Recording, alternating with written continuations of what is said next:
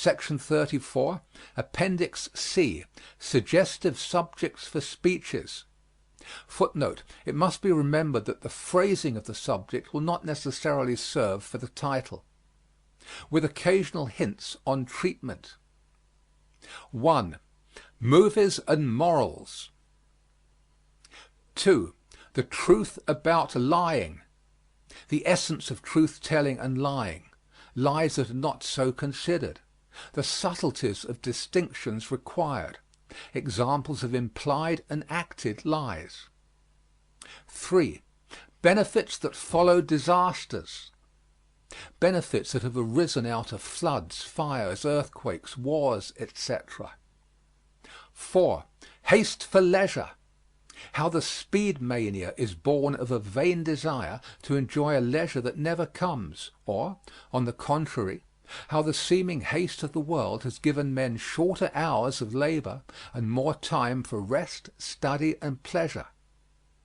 5. St. Paul's message to New York. Truths from the epistles pertinent to the great cities of today. 6. Education and crime. 7. Loss is the mother of gain. How many men have been content until, losing all, they exerted their best efforts to regain success and succeeded more largely than before. 8. Egoism versus egotism. 9. Blunders of young fogyism. 10. The waste of middlemen in charity systems. The cost of collecting funds for and administering help to the needy. The weakness of organized philanthropy as compared with the giving that gives itself. 11. The economy of organized charity. The other side of the picture. 12. Freedom of the press. The true forces that hurtfully control too many newspapers are not those of arbitrary governments, but the corrupting influences of moneyed and political interests, fear of the liquor power, and the desire to please sensation-loving readers. 13. Helen Keller, optimist. 14. Back to the Farm. A study of the reasons underlying the movement. 15. It was ever thus. In ridicule of the pessimist who is never surprised at seeing failure. 16. The vocational high school. Value of direct training compared with the policy of laying broader foundations for later building. How the two theories work out in practice. Each plan can be especially applied in cases that seem to need special treatment. 17. All kinds of turning done here. A humorous, yet serious, discussion of the flopping windmill character. 18. The egoistic altruist. Herbert Spencer's theory as discussed in The Data of Ethics. 19. How the city menaces the nation. Economic perils in massed population. Show also the other side. Signs of the problems being solved. 20. The robust note in modern poetry. A comparison of the work of Galsworthy, Masefield, and Kipling with that of some earlier poets. 21. The ideals of socialism. 22. The future of the small city. How men are coming to see the economic advantages of smaller municipalities. 23. Censorship for the theater. Its relation to morals and art, its difficulties and its benefits. 24. For such a time as this. Mordecai's expression and its application to opportunities in modern woman's life. 25. Is the press venal? 26. Safety first. 27. Means and extremes. 28. Rubicons and pontoons. How great men not only made momentous decisions, but created means to carry them out. A speech full of historical examples. 29. Economy a revenue. 30. The patriotism of protest against popular idols. 31. Savonarola, the divine outcast. 32. The true politician. Revert to the original meaning of the word. Build the speech around one man as the chief example. 33. Colonels and shells. Leadership and cannon fodder, a protest against war in its effect on the common people. 34. Why is a militant? A dispassionate examination of the claims of the British militant suffragette. 35. Art and morals, the difference between the nude and the naked in art. 36. Can my country be wrong? False patriotism and true, with examples of popularly hated patriots. 37. Government by party, an analysis of our present political system and the movement toward reform. 38. The effects of fiction on history. 39. The effects of history on fiction. 40. The influence of war on literature. 41. Chinese Gordon, a eulogy. 42. Taxes and higher education.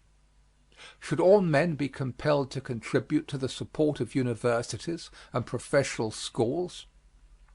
43. Prize cattle versus prize babies.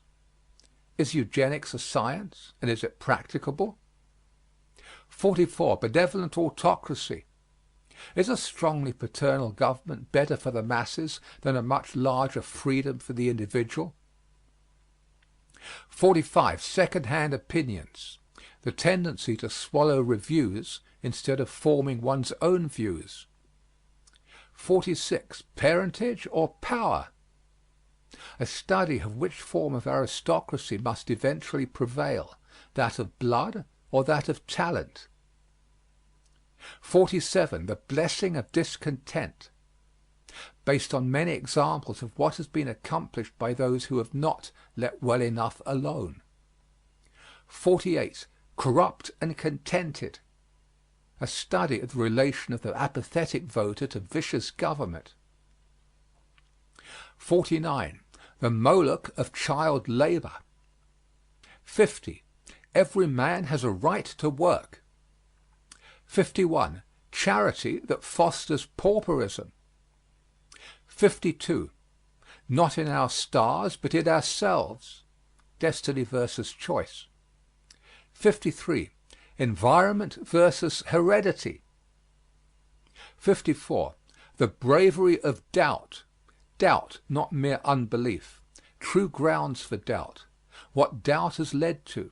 Examples: the weakness of mere doubt. The attitude of the wholesome doubter versus that of the wholesale doubter. 55. The spirit of Monticello. A message from the life of Thomas Jefferson. 56. Narrowness in specialism.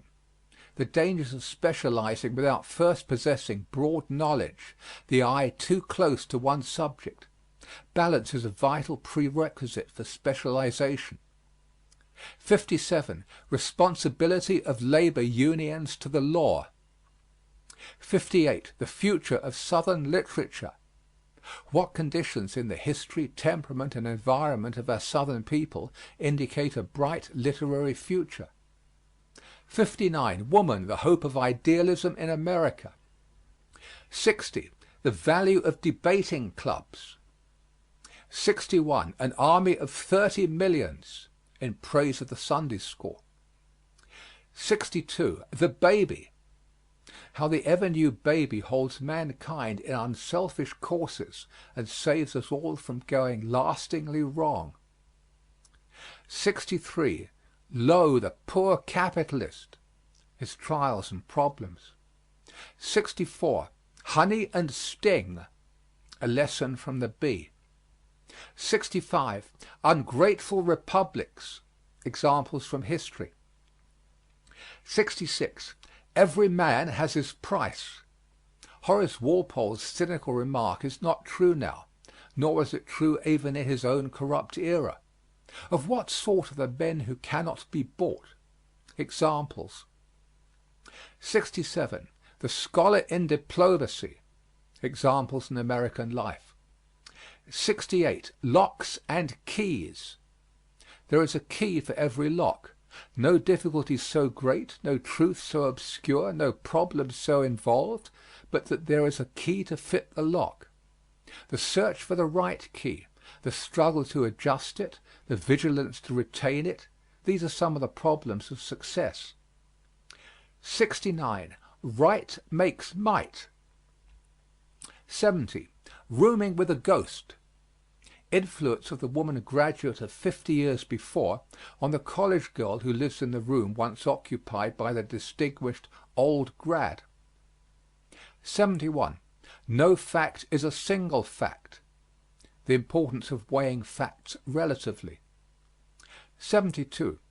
Is classical education dead to rise no more? 73. Invective against Nietzsche's philosophy. 74. Why have we bosses? A fair-minded examination of the uses and abuses of the political leader. 75. A plea for settlement work. 76. Credulity versus faith. 77. What is humor? 78. Use and abuse of the cartoon. 79. The pulpit in politics. 80. Are colleges growing too large? 81. The doom of absolutism. 82. Shall woman help keep house for town, city, state, and nation? 83. The educational test for suffrage. 84. The property test for suffrage. 85. The menace of the plutocrat. 86. The cost of high living. 87. The cost of conveniences. 88. Waste in American life. 89. The effect of the photoplay on the legitimate theater. 90. Room for the kicker. There are no numbers 91 to 99. 100. The need for trained diplomats. 101. The shadow of the Iron Chancellor. 102. The tyranny of the crowd. 103. Is our trial by jury satisfactory? 104. The high cost of securing justice. 105. The need for speedier court trials. 106. Triumphs of the American engineer. 107. Girthels and gaugers. 108. Public education makes service to the public a duty. 109. Man owes his life to the common good. End of section 34. Section 35, Appendix D, Speeches for Study and Practice. Newell Dwight Hillis, Brave Little Belgium. Delivered in Plymouth Church, Brooklyn, New York, October 18, 1914. Used by permission. Long ago, Plato made a distinction between the occasions of war and the causes of war. The occasions of war lie upon the surface and are known and read of all men, while the causes of war are embedded in racial antagonisms, in political and economic controversies. Narrative historians portray the occasions of war, philosophic historians the secret and hidden causes. Thus the spark of fire that falls is the occasion of an explosion, but the cause of the havoc is the relation between charcoal, niter, and saltpeter. The occasion of the Civil War was the firing upon Fort Sumter. The cause was the collision between the ideals of the Union, presented by Daniel Webster, and the secession taught by Calhoun. The occasion of the American Revolution was the stamp tax. The cause was the conviction, on the part of our forefathers, that men who had freedom in worship carried also the capacity for self-government. The occasion of the French Revolution was the purchase of a diamond necklace for Queen Marie Antoinette at a time when the treasury was exhausted. The cause of the Revolution was feudalism. Not otherwise, the occasion of the great conflict that is now shaking our earth was the assassination of an Austrian boy and girl, but the cause is embedded in racial antagonisms and economic competition. As for Russia, the cause of the war was her desire to obtain the Bosphorus and an open seaport, which is the prize offered for her attack upon Germany. As for Austria, the cause of the war is her fear of the growing power of the Balkan states and the progressive slicing away of her territory. As for France, the cause of the war is the instinct of self-preservation that resists an invading host. As for Germany, the cause is her deep-seated conviction that every country has a moral right to the mouth of its greatest river. Unable to compete with England by roundabout sea routes and a Kiel canal, she wants to use the route that nature digged for her through the mouth of the Rhine. As for England, the motherland is fighting to recover her sense of security. During the Napoleonic Wars, the second William Pitt explained the quadrupling of the taxes, the increase of the navy, and the sending of an English army against France by the statement that justification of this proposed war is the preservation of England's sense of security. 10 years ago, England lost her sense of security. Today she is not seeking to preserve, but to recover the lost sense of security. She proposes to do this by destroying Germany's ironclads, demobilizing her army, wiping out her forts, and the partition of her provinces. The occasions of the war vary with the color of the paper, white and gray and blue. But the causes of this war are embedded in racial antagonisms and economic and political differences. Why little Belgium has the center of the stage. Tonight our study concerns little Belgium, her people, and their part in this conflict. Be the reasons what they may, this little land stands in the center of the stage and holds the limelight. Once more David, armed with a sling, has gone up against 10 Goliaths. It is an amazing spectacle, this, one of the smallest of the states battling with the largest of the giants. Belgium has a standing army of 42,000 men, and Germany, with 3 reserves, perhaps 7 million or 8 million. Without waiting for any assistance, this little Belgian band went up against 2 million. It is as if a honey bee had decided to attack an eagle come to loot its honeycomb. It is as if an antelope had turned against a lion. Belgium has but 11,000 square miles of land, less than the states of Massachusetts, Rhode Island, and Connecticut. Her population is 7,500,000, less than the single state of New York. You could put 22 Belgiums in our single state of Texas. Much of her soil is thin.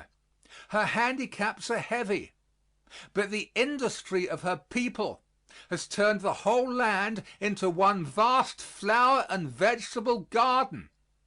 The soil of Minnesota and the Dakotas is new soil, and yet our farmers there average but 15 bushels of wheat to the acre. Belgium's soil has been used for centuries, but it averages 37 bushels of wheat to the acre. If we grow 24 bushels of barley on an acre of ground, Belgium grows 50. She produces 300 bushels of potatoes, where the main farmer harvests 90 bushels. Belgium's average population per square mile has risen to 645 people. If Americans practiced intensive farming, if the population of Texas were as dense as it is in Belgium, 100 million of the United States, Canada, and Central America could all move to Texas. While if our entire country was as densely populated as Belgium's, everybody in the world could live comfortably within the limits of our country. The life of the people. And yet little Belgium has no gold or silver mines, and all the treasures of copper and zinc and lead and anthracite and oil have been denied her. The gold is in the heart of her people. No other land holds a race more prudent, industrious, and thrifty. It is a land where everybody works. In the winter, when the sun does not shine until 7:30, the Belgian cottages have lights in their windows at 5, and the people are ready for an 11-hour day. As a rule, all children work after 12 years of age. The exquisite pointed lace that has made Belgium famous is wrought by women who fulfill the tasks of the household fulfilled by American women, and then begins their task upon the exquisite lace that have sent their name and fame throughout the world. Their wages are low, their work hard, but their life is so peaceful and prosperous that few Belgians ever emigrate to foreign countries. Of late they have made their education compulsory, their schools free. It is doubtful whether any other country has made a greater success of their system of transportation. You will pay 50 cents to journey some 20-odd miles out to Roslyn on our Long Island Railroad. But in Belgium, a commuter journeys 20 miles into the factory and back again every night and makes the 6 double daily journeys at an entire cost of 37.5 cents per week, less than the amount that you pay for the journey one way for a like distance in this country. Out of this has come Belgium's prosperity. She has the money to buy goods from other countries, and she has the property to export to foreign lands. Last year, the United States, with its 100 millions of people, imported less than $2,000 million and exported $2,500 million. If our people had been as prosperous per capita as Belgium, we would have purchased from other countries $12,000 million worth of goods and exported $10,000 million. So largely have we been dependent upon Belgium that many of the engines used in digging the Panama Canal came from the Cockerell works that produce 2,000 of these engines every year in Liège. It is often said that the Belgians have the best courts in existence. The Supreme Court of Little Belgium has but one justice. Without waiting for an appeal, just as soon as the decision has been reached by a lower court, while the matters are still fresh in mind and all the witnesses and facts readily obtainable, this supreme justice reviews all the objections raised on either side, and without a motion from anyone passes on the decision of the inferior court. On the other hand, the lower courts are open to an immediate settlement of disputes between the wage earners, and newsboys and fishermen are almost daily seen going to the judge for a decision regarding a dispute over 5 or 10 cents. When the judge has cross-questioned both sides, without the presence of attorneys or the necessity of serving a process or raising $1.25, as here, the poorest of the poor have their wrongs righted.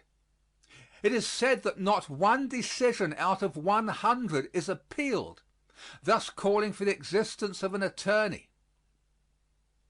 To all other institutions organized in the interest of the wage earner has been added the National Savings Bank system. that makes loans to men of small means, that enables the farmer and the working man to buy a little garden and build a house, while at the same time insuring the working man against accident and sickness. Belgium is a poor man's country, it has been said, because institutions have been administered in the interest of the men of small affairs. The great Belgian plain in history. But the institutions of Belgium and the industrial prosperity of her people alone are not equal to the explanation of her unique heroism. Long ago, in his commentaries, Julius Caesar said that Gaul was inhabited by 3 tribes: the Belgae, the Aquitani, the Celts, of whom the Belgae were the bravest. History will show that Belgians have courage as their native right, for only the brave could have survived. The southeastern part of Belgium is a series of rock plains, and if these plains have been her good fortune in times of peace, they have furnished the battlefields of Western Europe for 2,000 years. Northern France and Western Germany are rough, jagged, and wooded. But the Belgian plains were ideal battlefields.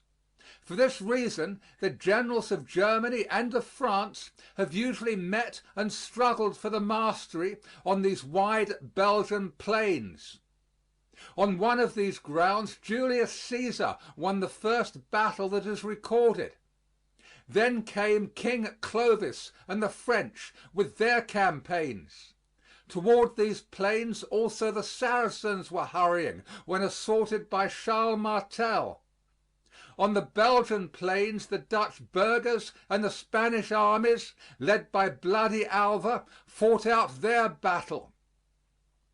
Hither, too, came Napoleon, and the great mound of Waterloo is the monument to the Duke of Wellington's victory. It was to the Belgian plains also that the German general last August rushed his troops. Every college and every city searches for some level spot of land where the contest between opposing teams may be held.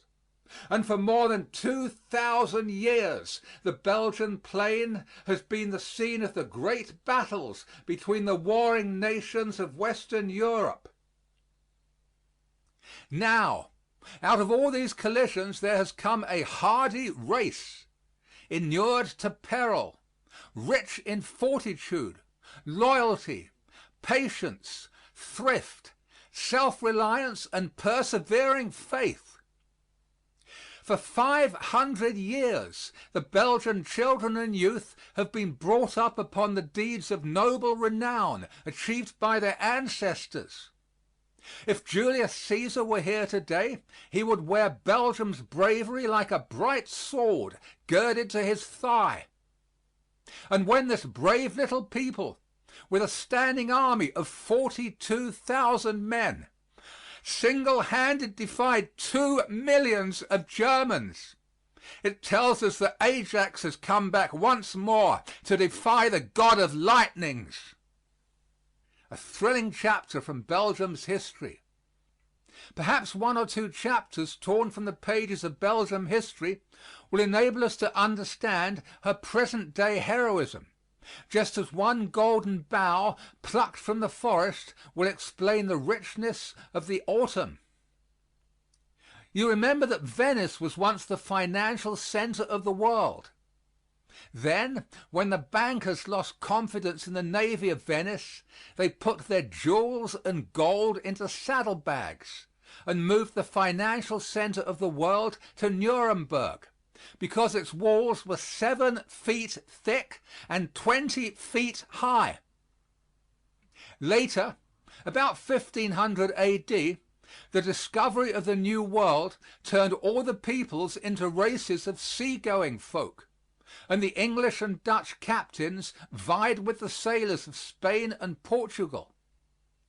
No captains were more prosperous than the mariners of Antwerp.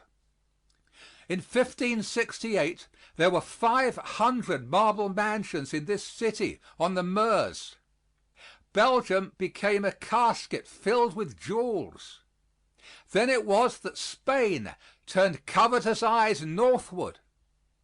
Sated with his pleasures, broken by indulgence and passion, the Emperor Charles V resigned his gold and throne to his son, King Philip. Finding his coffers depleted, Philip sent the Duke of Alva with 10,000 Spanish soldiers out on a looting expedition. Their approach filled Antwerp with consternation, for her merchants were busy with commerce and not with war. The sack of Antwerp by the Spaniards makes up a revolting page in history. Within 3 days, 8,000 men, women, and children were massacred, and the Spanish soldiers, drunk with wine and blood, hacked, drowned, and burned like fiends that they were. The Belgian historian tells us that 500 marble residences were reduced to blackened ruins. One incident will make the event stand out. When the Spaniards approached the city, a wealthy burgher hastened the day of his son's marriage. During the ceremony, the soldiers broke down the gate of the city and crossed the threshold of the rich man's house. When they had stripped the guests of their purses and gems, unsatisfied, they killed the bridegroom, slew the men, and carried the bride out into the night. The next morning a young woman, crazed and half clad, was found in the street searching among the dead bodies. At last she found a youth whose head she lifted upon her knees, over which she crooned her songs as a young mother soothes her babe. A Spanish officer passing by, humiliated by the spectacle, ordered a soldier to use his dagger and put the girl out of her misery. The horrors of the Inquisition. Having looted Antwerp, the treasure chest of Belgium, the Spaniards set up the Inquisition as an organized means of securing property. It is the strange fact that the Spaniard has excelled in cruelty as other nations have excelled in art or science or invention. Spain's cruelty to the Moors and the rich Jews forms one of the blackest chapters in history. Inquisitors became fiends. Moors were starved, tortured, burned, flung in wells. Jewish bankers had their tongues thrust through little iron rings. Then the end of the tongue was seared that it might swell, and the banker was led by a string in the ring through the streets of the city. The women and the children were put on rafts that were pushed out into the Mediterranean Sea. When the swollen corpses drifted ashore, the plague broke out.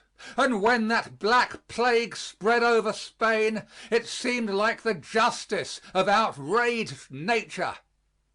The expulsion of the Moors was one of the deadliest blows ever struck at science, commerce, art, and literature. The historian tracks Spain across the continents by a trail of blood. Wherever Spain's hand has fallen, it has paralyzed. From the days of Cortez, wherever her captains have given a pledge, the tongue that spake has been mildewed with lies and treachery. The wildest beasts are not in the jungle. Man is the lion that rends. Man is the leopard that tears. Man's hate is the serpent that poisons. And the Spaniard entered Belgium to turn a garden into a wilderness. Within 1 year, 1568, Antwerp, that began with 125,000 people, ended it with 50,000. Many multitudes were put to death by the sword and stake, but many thousands fled to England to begin anew their lives as manufacturers and mariners. And for years Belgium was one quaking peril, an inferno whose torturers were Spaniards. The visitor in Antwerp is still shown the rack upon which they stretched the merchants that they might yield up their hidden gold. The painted lady may be seen. Opening her arms, she embraces the victim. The Spaniard, with his spear, forced the merchant into the deadly embrace. As the iron arms concealed in velvet folded together, one spike passed through each eye, another through the mouth, another through the heart. The painted lady's lips were poisoned, so that a kiss was fatal.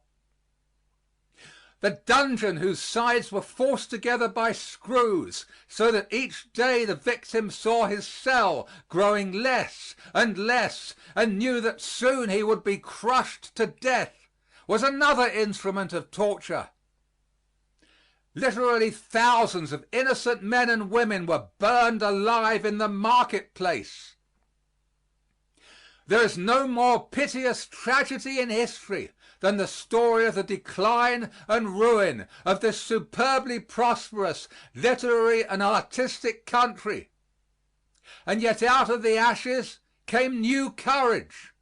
Burned, broken, the Belgians and the Dutch were not beaten. Pushed at last into Holland, where they united their fortunes with the Dutch, they cut the dikes of Holland and let in the ocean, and clinging to the dikes with their fingertips, fought their way back to the land.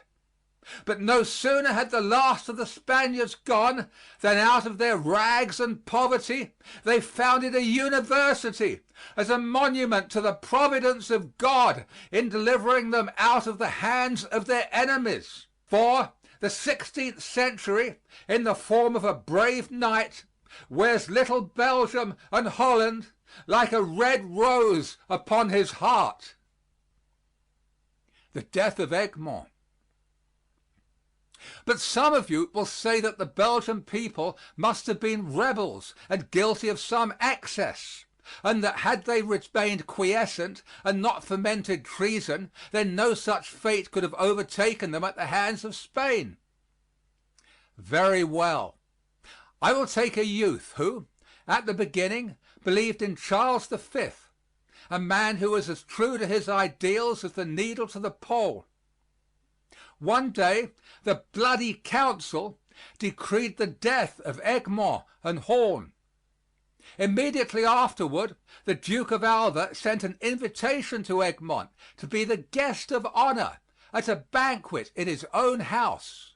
A servant from the palace that night delivered to the count a slip of paper containing a warning to take the fleetest horse and flee the city, and from that moment not to eat or sleep without pistols at his hand. To all this Egmont responded that no monster ever lived who could, with an invitation of hospitality, trick a patriot. Like a brave man, the count went to the duke's palace. He found the guests assembled, but when he had handed his hat and cloak to the servant, Alva gave a sign, and from behind the curtains came Spanish musketeers, who demanded his sword. For instead of a banquet hall, the count was taken to a cellar, fitted up as a dungeon. Already Egmont had all but died for his country. He had used his ships, his trade, his gold for righting the people's wrongs. He was a man of a large family, a wife and 11 children, and people loved him as to idolatry. But Alva was inexorable. He had made up his mind that the merchants and burghers had still much hidden gold, and if he killed their bravest and best, terror would fall upon all alike, and that the gold he needed would be forthcoming. That all the people might witness the scene, he took his prisoners to Brussels and decided to behead them in the public square. In the evening Egmont received the notice that his head would be chopped off the next day.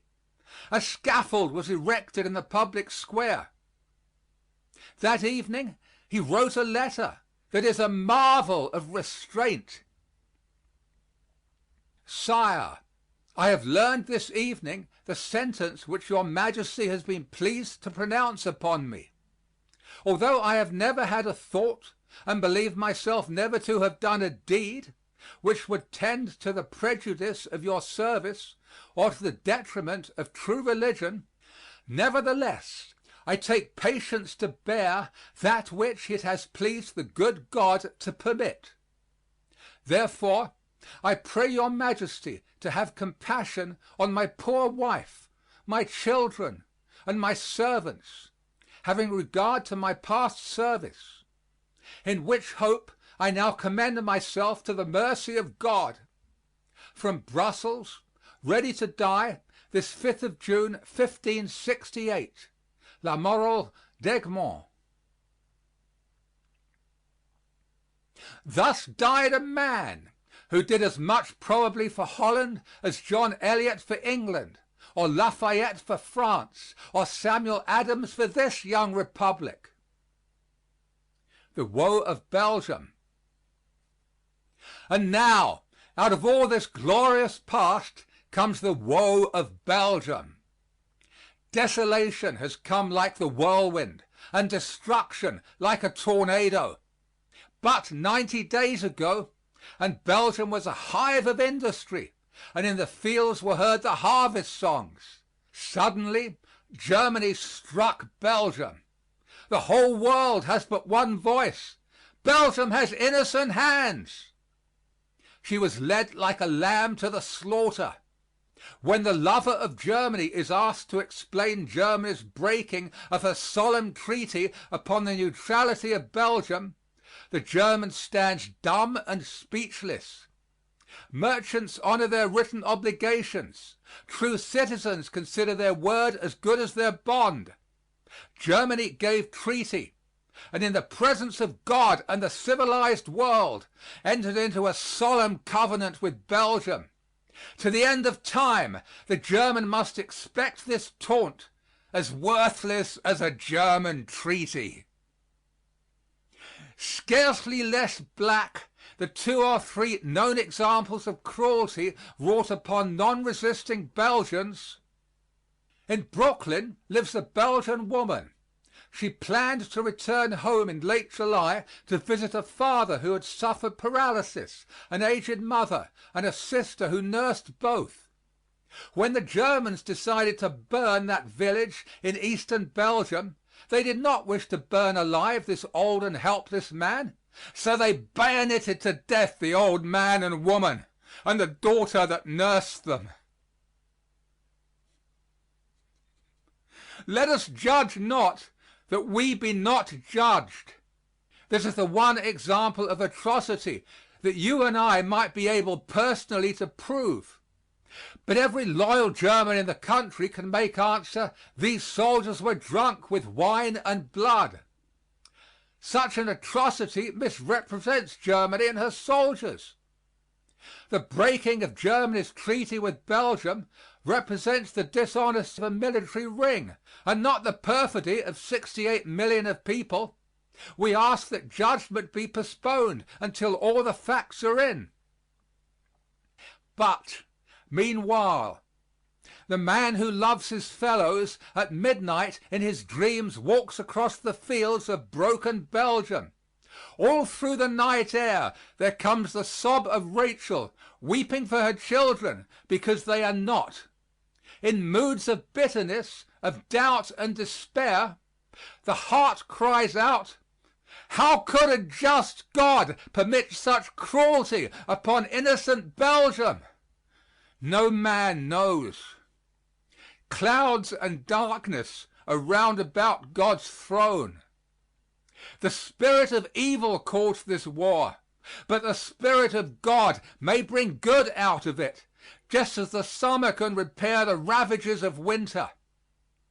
Meanwhile, the heart bleeds for Belgium, for Brussels, the 3rd most beautiful city in Europe, for Louvain, once rich with its libraries, cathedrals, statues, paintings, missals, manuscripts, now a ruin. Alas for the ruined harvests and the smoking villages! Alas for the cathedral that is a heap and the library that is a ruin! Where the angel of happiness was there stalked famine and death. Gone the land of Grotius. Perished the paintings of Rubens. Ruined is Louvain. Where the wheat waved, now the hillsides are billowy with graves. But let us believe that God reigns. Perchance Belgium is slain like the Savior, that militarism may die like Satan. Without shedding of innocent blood, there is no remission of sins through tyranny and greed. There is no wine without the crushing of the grapes from the tree of life. Soon liberty, God's dear child, will stand within the scene and comfort the desolate. Falling upon the great world's altar stairs, in this hour when wisdom is ignorance and the strongest man clutches at dust and straw, let us believe with faith victorious over tears that sometime God will gather broken-hearted little Belgium into his arms and comfort her as a father comforteth his well-beloved child. End of section 35. Section 36, Appendix D, Speeches for Study and Practice. Henry Watterson, The New Americanism, abridged. 8 years ago tonight, there stood where I am standing now a young Georgian who, not without reason, recognized the significance of his presence here, and in words whose eloquence I cannot hope to recall, appealed from the New South to New England for a united country. He is gone now, but, short as his life was, its heaven-born mission was fulfilled. The dream of his childhood was realized, for he had been appointed by God to carry a message of peace on earth, goodwill to men, and, this done, he vanished from the sight of mortal eyes, even as the dove from the ark. Grady told us, and told us truly, of that typical American who, in Dr. Talmage's mind's eye, was coming, but who, in Abraham Lincoln's actuality, had already come. In some recent studies into the career of that man, I have encountered many startling confirmations of this judgment. And from that rugged trunk, drawing its sustenance from gnarled roots interlocked with cavalier sprays and Puritan branches deep beneath the soil, is springing a shapely tree, symmetric in all its parts, under whose sheltering boughs this nation shall have the new birth of freedom Lincoln promised it, and mankind the refuge which was sought by the forefathers when they fled from oppression.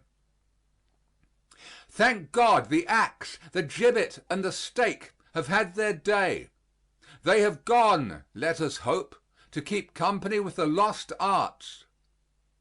It has been demonstrated that great wrongs may be redressed and great reforms be achieved without the shedding of one drop of human blood, that vengeance does not purify but brutalizes, and that tolerance, which in private transactions is reckoned a virtue, becomes in public affairs a dogma of the most far-seeing statesmanship.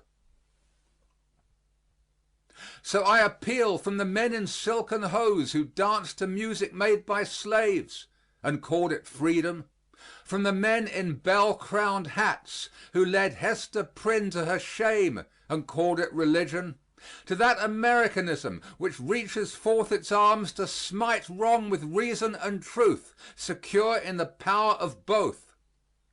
I appeal from the patriarchs of New England to the poets of New England, from Endicott to Lowell, from Winthrop to Longfellow, from Norton to Holmes. And I appeal in the name and by the rights of that common citizenship, of that common origin, back of both the Puritan and the Cavalier, to which all of us owe our being. Let the dead past, consecrated by the blood of its martyrs, not by its savage hatreds, darkened alike by kingcraft and priestcraft, let the dead past bury its dead. Let the present and the future ring with the song of the singers. Blessed be the lessons they teach, the laws they make. Blessed be the eye to see, the light to reveal. Blessed be tolerance, sitting ever on the right hand of God to guide the way with loving word. As blessed be all that brings us nearer the goal of true religion, true republicanism, and true patriotism, distrust of watchwords and labels, shams and heroes, belief in our country and ourselves. It was not Cotton Mather, but John Greenleaf Whittier, who cried, "Dear God and Father of us all, forgive our faith in cruel lies, forgive the blindness that denies. Cast down our idols, overturn our bloody altars, make us see thyself in thy humanity." End of section 36. Section 37. Appendix D, Speeches for Study and Practice. John Morley, Founders' Day Address. Abridged. Carnegie Institute, Pittsburgh, Pennsylvania, November 3, 1904. What is so hard as a just estimate of the events of our own time? It is only now, a century and a half later, that we really perceive that a writer has something to say for himself when he calls Wolfe's exploit at Quebec the turning point in modern history. And today it is hard to imagine any rational standard that would not make the American Revolution, an insurrection of 13 little colonies with a population of 3 millions scattered in a distant wilderness among savages, a mightier event in many of its aspects than the volcanic convulsion in France.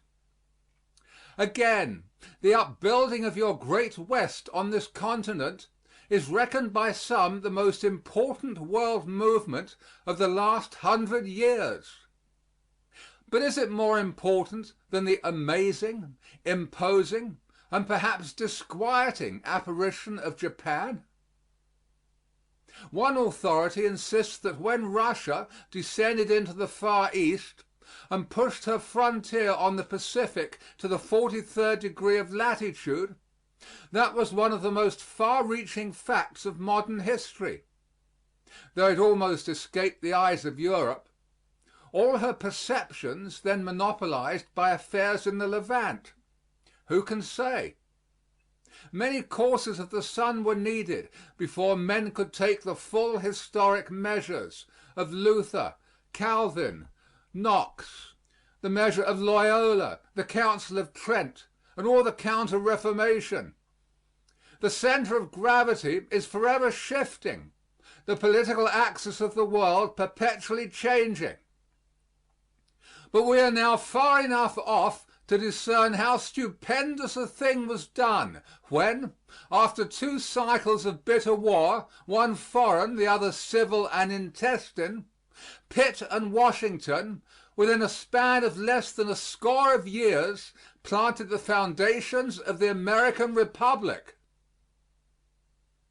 What Forbes's stockade at Fort Pitt has grown to be, you know better than I.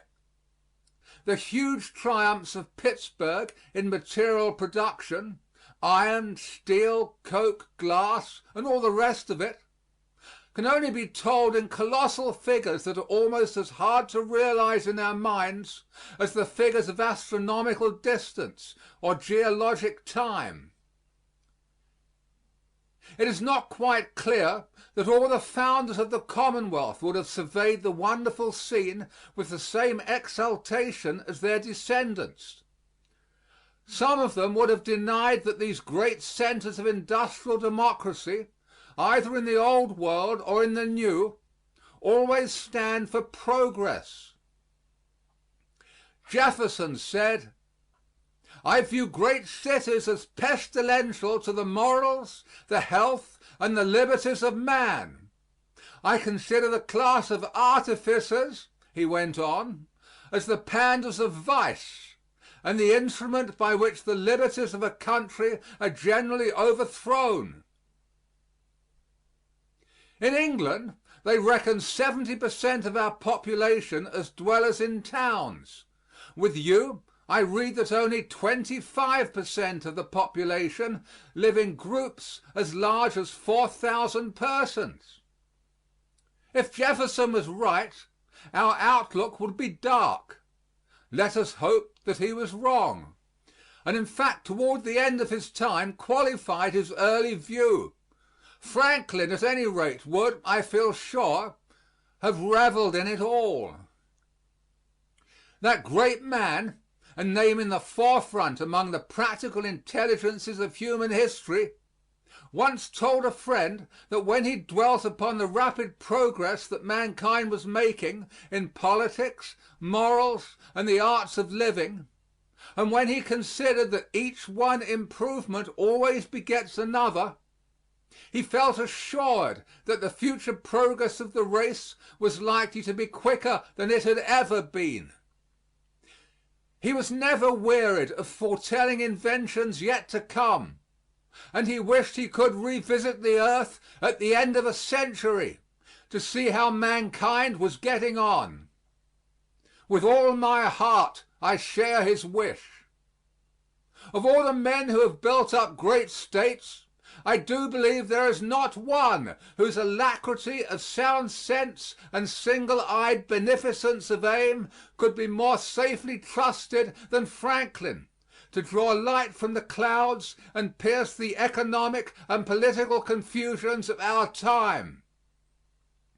We can imagine the amazement and complacency of that shrewd, benignant mind if he could watch all the great marvels of your mills and furnaces, and all the apparatus devised by the wondrous inventive faculties of man; if he could have foreseen that his experiments with the kite in his garden at Philadelphia, his tubes, his Leyden jars, would end in the electrical appliances of today, the largest electric plant in all the world on the site of Fort Duquesne; if he could have heard of 5,000 millions of passengers carried in the United States by electric motor power in a year; if he could have realized all the rest of the magician's tale of our time.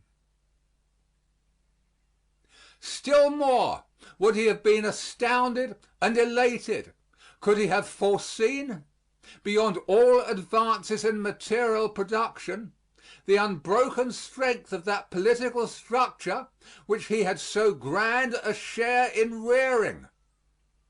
Into this very region where we are this afternoon swept wave after wave of immigration.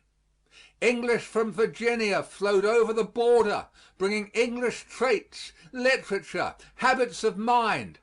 Scots or Scots-Irish, originally from Ulster, flowed in from central Pennsylvania. Catholics from southern Ireland, new hosts from southern and east central Europe. This is not the 4th of July, but people of every school would agree that it is no exuberance of rhetoric, it is only sober truth, to say that the persevering absorption and incorporation of all this ceaseless torrent of heterogeneous elements into one united, stable, industrious, and pacific state is an achievement that neither the Roman Empire nor the Roman Church, neither Byzantine Empire nor Russian, not Charles the Great nor Charles the Fifth nor Napoleon ever rivaled or approached. We are usually apt to excuse the slower rate of liberal progress in our old world by contrasting the obstructive barriers of prejudice, survival, solecism, anachronism, convention, institution, all so obstinately rooted, even when the branches seem bare and broken in an old world, with the open and disengaged ground of the new. Yet in fact your difficulties were at least as formidable as those of the older civilizations, into whose fruitful heritage you have entered. Unique was the necessity of this gigantic task of incorporation, the assimilation of peoples of diverse faiths and race. A second difficulty was more formidable still: how to erect and work a powerful and wealthy state on such a system as to combine the centralized concert of a federal system with local independence, and to unite collective energy with the encouragement of individual freedom.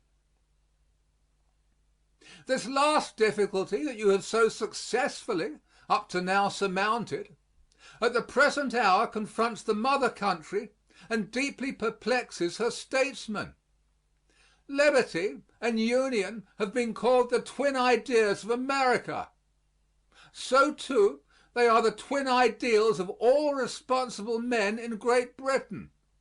Although responsible men differ among themselves as to the safest path on which to travel toward the common goal, and the dividing ocean, in other ways so much our friend, interposes.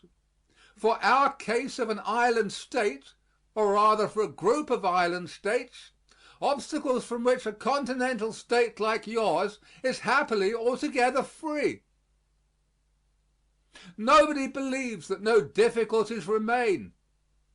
Some of them are obvious, but the common sense, the mixture of patience and determination that has conquered risks and mischiefs in the past, may be trusted with the future. Strange and devious are the paths of history. Broad and shining channels get mysteriously silted up.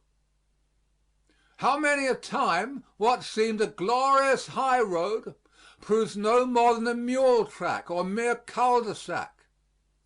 Think of Canning's flashing boast when he insisted on the recognition of the Spanish republics in South America, that he had called a new world into existence to redress the balance of the old.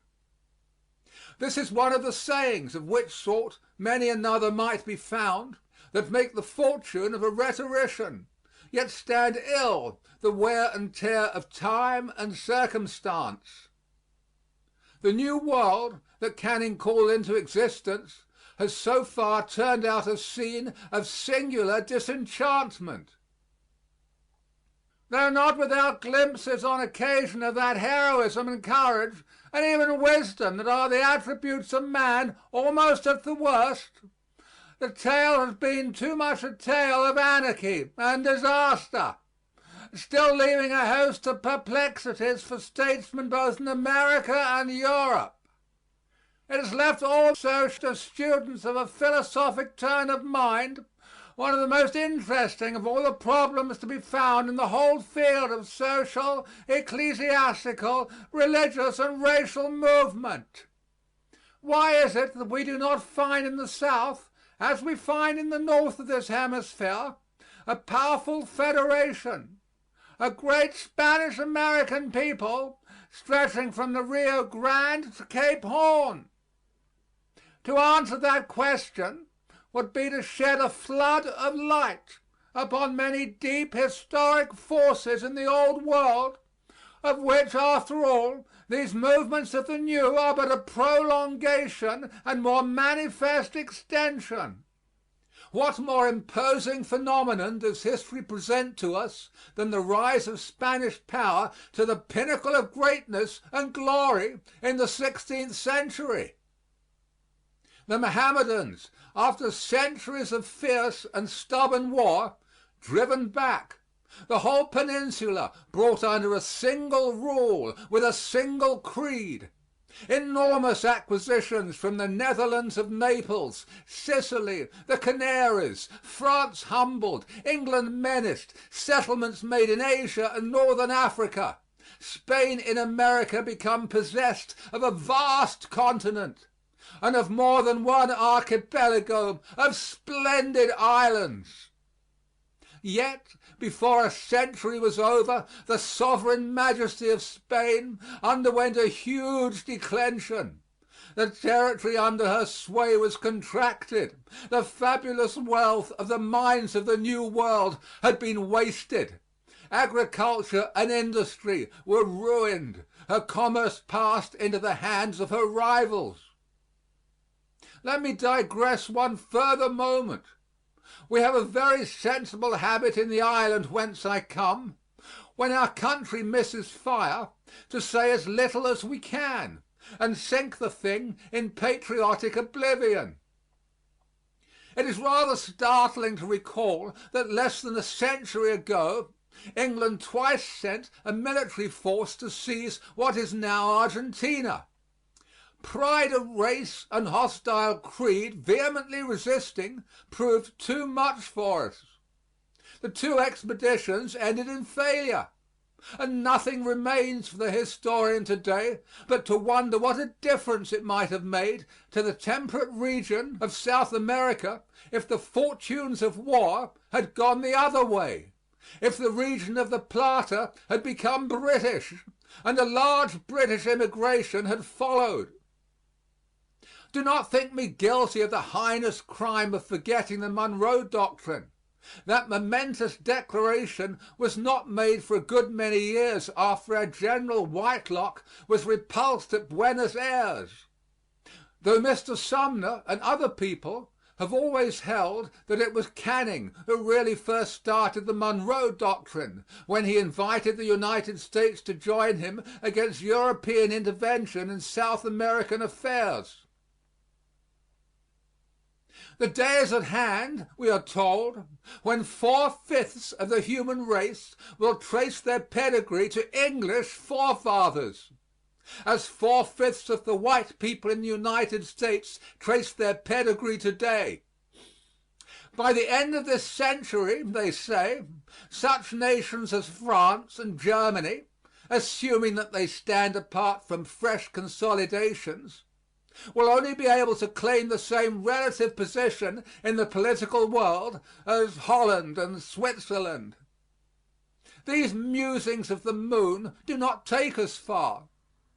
The important thing, as we all know, is not the exact fraction of the human race that will speak English.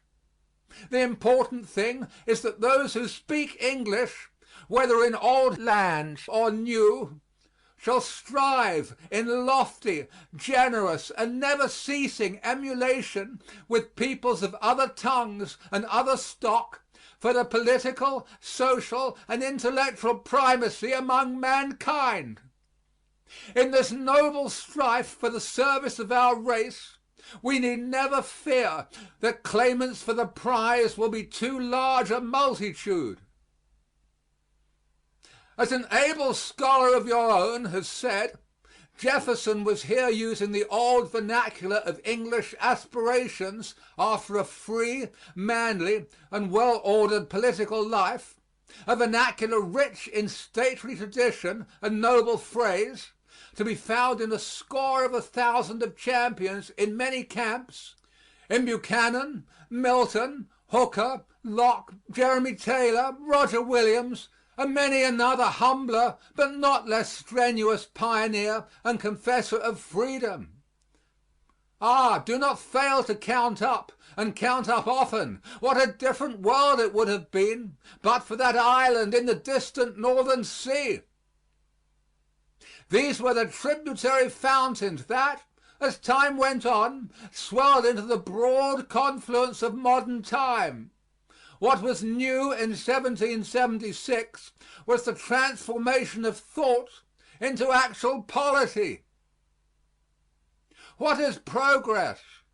It is best to be slow in the complex art of politics in their widest sense, and not to hurry to define. If you want a platitude, there is nothing for supplying it like a definition. Or shall we say that most definitions hang between platitude and paradox? There are said, though I have never counted, to be 10,000 definitions of religion. There must be about as many of poetry. There can hardly be fewer of liberty or even of happiness. I am not bold enough to try a definition. I will not try to gauge how far the advance of moral forces has kept pace with that extension of material forces in the world of which this continent, conspicuous before all others, bears such astounding evidence. This, of course, is the question of questions. Because as an illustrious English writer, to whom, by the way, I owe my friendship with your founder many long years ago, as Matthew Arnold said in America here, it is moral ideas that at bottom decide the standing or falling of states and nations. Without opening this vast discussion at large, many a sign of progress is beyond mistake.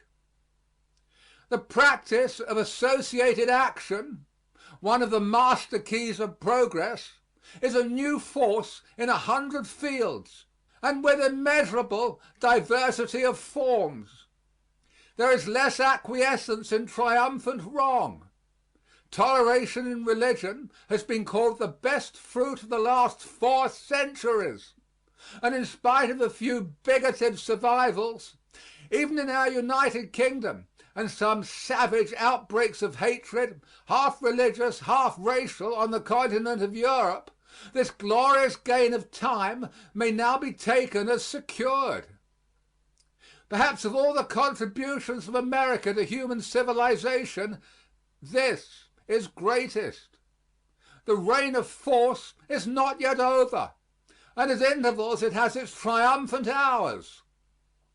But reason, justice, humanity fight with success their long and steady battle for a wider sway. Of all the points of social advance, in my country at least, during the last generation none is more marked than the change in the position of women in respect of rights of property, of education, of access to new callings.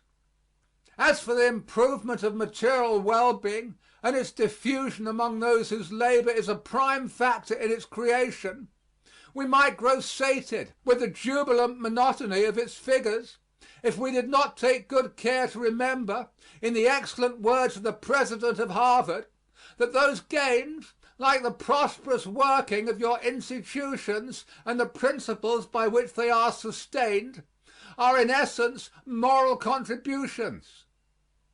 Being principles of reason, enterprise, courage, faith, and justice, over passion, selfishness, inertness, timidity, and distrust.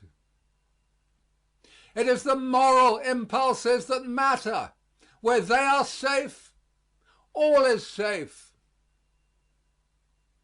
When this and the like is said, nobody supposes that the last word has been spoken as to the condition of the people either in America or Europe. Republicanism is not itself a panacea for economic difficulties. Of self, it can neither stifle nor appease the accents of social discontent. So long as it has no root in surveyed envy, this discontent itself is a token of progress. What, cries the skeptic, what has become of all the hopes of the time when France stood upon the top of golden hours? Do not let us fear the challenge. Much has come of them, and over the old hopes time has brought a stratum of new. Liberalism is sometimes suspected of being cold to these new hopes, and you may often hear it said that liberalism is already superseded by socialism. That a change is passing over party names in Europe is plain, but you can be sure that no change in name will extinguish these principles of society which are rooted in the nature of things and are accredited by their success. Twice America has saved liberalism in Great Britain. The war for independence in the 18th century was the defeat of usurping power no less in England than here. The war for union in the 19th century gave the decisive impulse to a critical extension of suffrage and an era of popular reform in the mother country. Any miscarriage of democracy here reacts against progress in Great Britain. If you seek the real meaning of most modern disparagement of popular or parliamentary government, it is no more than this: that no politics will suffice of themselves to make a nation's soul. What could be more true? Who says it will? But we may depend upon it that the soul will be best kept alive in a nation where there is the highest proportion of those who, in the phrase of an old worthy of the 17th century, think it a part of a man's religion to see to it that his country be well governed. Democracy, they tell us, is afflicted by mediocrity and by sterility. But has not democracy in my country, as in yours, shown before now that it well knows how to choose rulers neither mediocre nor sterile, men more than the equals in unselfishness, in rectitude, in clear sight, in force, of any absolutist statesman that ever in times past bore the scepter? If I live a few months, or it may be even a few weeks longer, I hope to have seen something of 3 elections, one in Canada, one in the United Kingdom, and the other here. With us, in respect of leadership, and apart from height of social prestige, the personage corresponding to the President is, as you know, the Prime Minister. Our general election this time, owing to personal accident of the passing hour, may not determine quite exactly who shall be the Prime Minister, but it will determine the party from which the Prime Minister shall be taken. On normal occasions our election of a Prime Minister is as direct and personal as yours, and in choosing a member of Parliament people were really for a whole generation choosing whether Disraeli or Gladstone or Salisbury should be head of the government. The one central difference between your system and ours is that the American president is in for a fixed time, whereas the British Prime Minister depends upon the support of the House of Commons. If he loses that, his power may not endure a 12-month. If, on the other hand, he keeps it, he may hold office for a dozen years. There are not many more interesting or important questions in political discussion than the question whether our cabinet government or your presidential system of government is the better. This is not the place to argue it.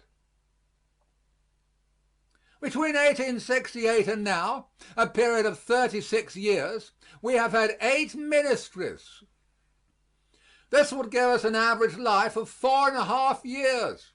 Of these 8 governments, 5 lasted over 5 years.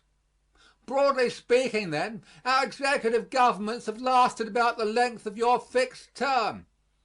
As for ministers swept away by a gust of passion, I can only recall the overthrow of Lord Palmerston in 1858 for being thought too subservient to France. For my own part, I've always thought that by its free play, its comparative fluidity, its rapid flexibility of adaptation, our cabinet system has most to say for itself. Whether democracy will make for peace, we all have yet to see. So far, democracy has done little in Europe to protect us against the turbid whirlpools of a military age.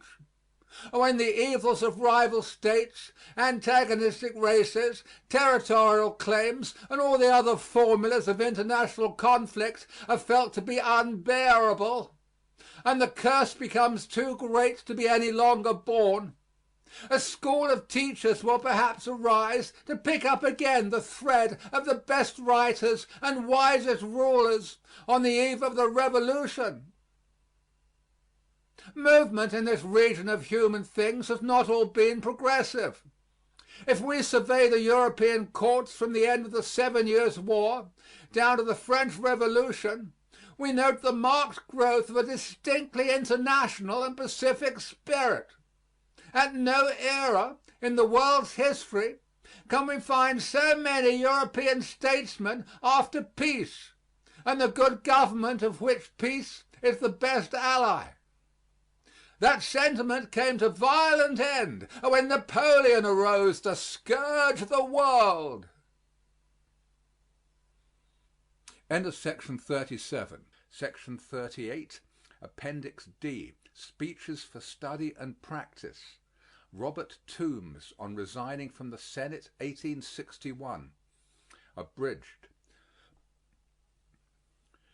The success of the abolitionists and their allies under the name of the Republican Party has produced its logical results already.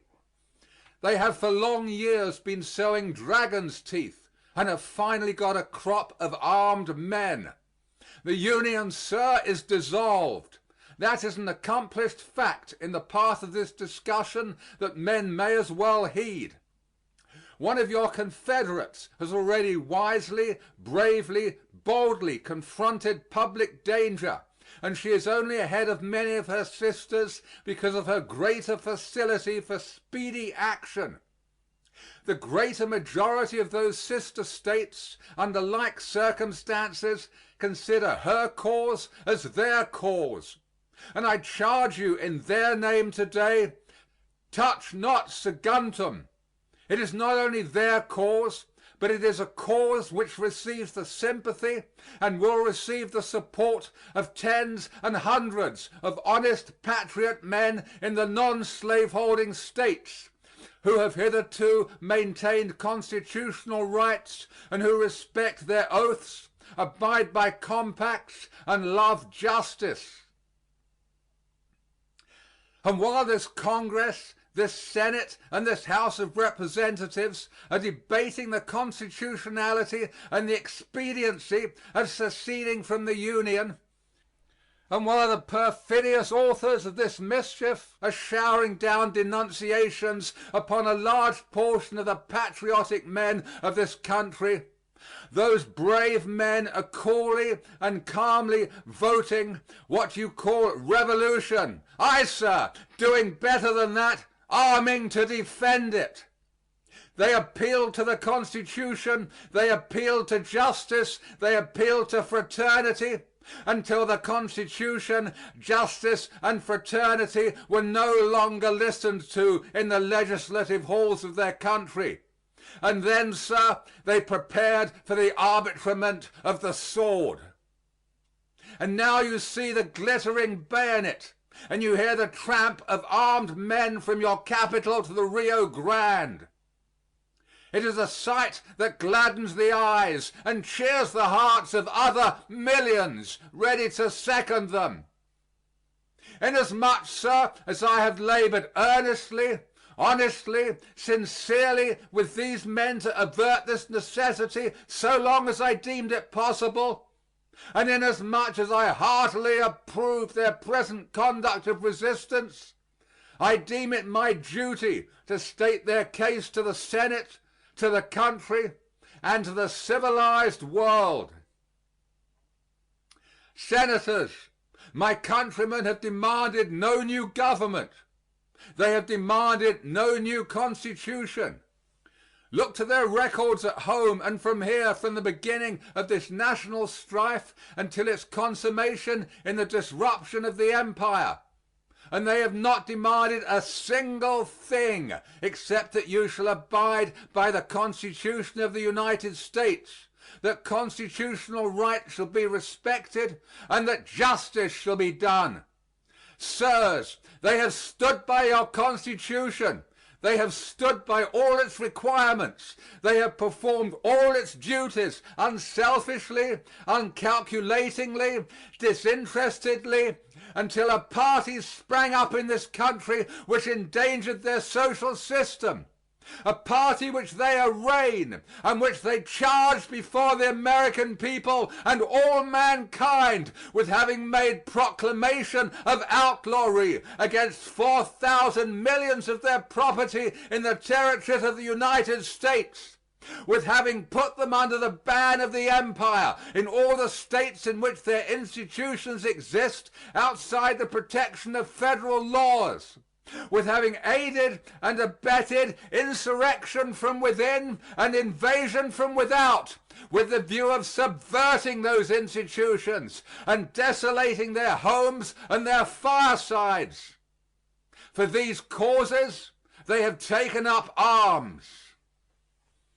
I have stated that the discontented states of this Union have demanded nothing but clear, distinct, unequivocal, well-acknowledged constitutional rights, rights affirmed by the highest judicial tribunals of their country, rights older than the Constitution, rights which are planted upon the immutable principles of natural justice, rights which have been affirmed by the good and the wise of all countries and of all centuries.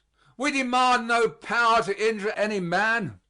We demand no power to injure our Confederate States. We demand no right to interfere with their institutions either by word or deed. We have no right to disturb their peace, their tranquility, their security.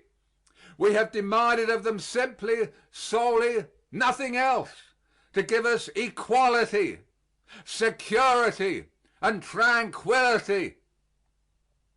Give us these, and peace restores itself. Refuse them, and take what you can get. What do the rebels demand? First, that the people of the United States shall have an equal right to emigrate and settle in the present or any future acquired territories, with whatever property they may possess, including slaves, and be securely protected in its peaceable enjoyment until such territory may be admitted as a state into the Union, with or without slavery, as she may determine, on an equality with all existing states. That is our territorial demand. We have fought for this territory when blood was its price. We have paid for it when gold was its price. We have not proposed to exclude you, though you have contributed very little of blood or money. I refer especially to New England. We demand only to go into those territories upon terms of equality with you, as equals in this great confederacy, to enjoy the common property of the whole Union, and receive the protection of the common government until the territory is capable of coming into the Union as a sovereign state, when it may fix its own institutions to suit itself. The second proposition is that property in slaves shall be entitled to the same protection from the government of the United States in all of its departments everywhere which the Constitution confers the power upon it to extend to any other property, provided nothing herein contained shall be construed to limit or restrain the right now belonging to every state to prohibit, abolish, or establish and protect slavery within its limits. We demand of the common government to use its granted powers to protect our property as well as yours. For this protection we pay as much as you do. This very property is subject to taxation. It has been taxed by you and sold by you for taxes. The title to thousands and tens of thousands of slaves is derived from the United States. We claim that the government, while the Constitution recognizes our property for the purposes of taxation, shall give it the same protection that it gives yours. Ought it not to be so? You say no. Every one of you upon the committee said no. Your senators say no. Your House of Representatives says no. Throughout the length and breadth of your conspiracy against the Constitution, there is but one shout of no. This recognition of this right is the price of my allegiance. Withhold it, and you do not get my obedience. This is the philosophy of the armed men who have sprung up in this country. Do you ask me to support a government that will tax my property, that will plunder me, that will demand my blood, and will not protect me? I would rather see the population of my native State laid 6 feet beneath her sod than they should support for 1 hour such a government. Protection is the price of obedience everywhere, in all countries. It is the only thing that makes government respectable. Deny it, and you cannot have free subjects or citizens. You may have slaves. We demand, in the next place, that persons committing crimes against slave property in one State and freeing to another shall be delivered up in the same manner as persons committing crimes against other property, and that the laws of the State from which such persons flee shall be the test of criminality. That is another one of the demands of an extremist and a rebel. But the non-slaveholding States, treacherous to their oaths and compacts, have steadily refused, if the criminal only stole a Negro and that Negro was a slave, to deliver him up. It was refused twice on the requisition of my own State as long as 22 years ago. It was refused by Kent and by Fairfield, governors of Maine, and representing, I believe, each of the then Federal parties. We appealed then to fraternity, but we submitted. And this constitutional right has been practically a dead letter from that day to this. The next case came up between us and the State of New York, when the present senior senator, Mr. Seward, was the governor of that State, and he refused it. Why? He said it was not against the laws of New York to steal a Negro, and therefore he would not comply with the demand. He made a similar refusal to Virginia. Yet these are our confederates. These are our sister States. There is the bargain. There is the compact. You have sworn to it. Both these governors swore to it. The senator from New York swore to it. The governor of Ohio swore to it when he was inaugurated. You cannot bind them by oaths. Yet they talk to us of treason, and I suppose they expect to whip freemen into loving such brethren. They will have a good time in doing it. It is natural we would want this provision of the Constitution carried out. The Constitution says slaves are property. The Supreme Court says so. The Constitution says so. The theft of slaves is a crime. They are a subject matter of felonious exportation. By the text and letter of the Constitution, you agreed to give them up. You have sworn to do it, and you have broken your oaths. Of course, those who have done so look out for pretext. Nobody expected them to do otherwise. I do not think I ever saw a perjurer, however bald and naked, who could not invent some pretext to palliate his crime, or who could not for 15 shillings hire an Old Bailey lawyer to invent some for him. Yet this requirement of the Constitution is another one of the extreme demands of an extremist and a rebel. The next stipulation is that fugitive slaves shall be surrendered under the provisions of the Fugitive Slave Act of 1850 without being entitled either to a writ of habeas corpus or trial by jury or other similar obstructions of legislation in the State to which he may flee. Here is the Constitution. No person held to service or labor in one State under the laws thereof, escaping into another, shall, in consequence of any law or regulation therein, be discharged from such service or labor, but shall be delivered up on claim of the party to whom such service or labor may be due. This language is plain, and everybody understood it the same way for the first 40 years of your government.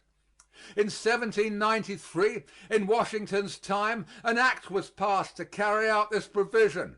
It was adopted unanimously in the Senate of the United States and nearly so in the House of Representatives.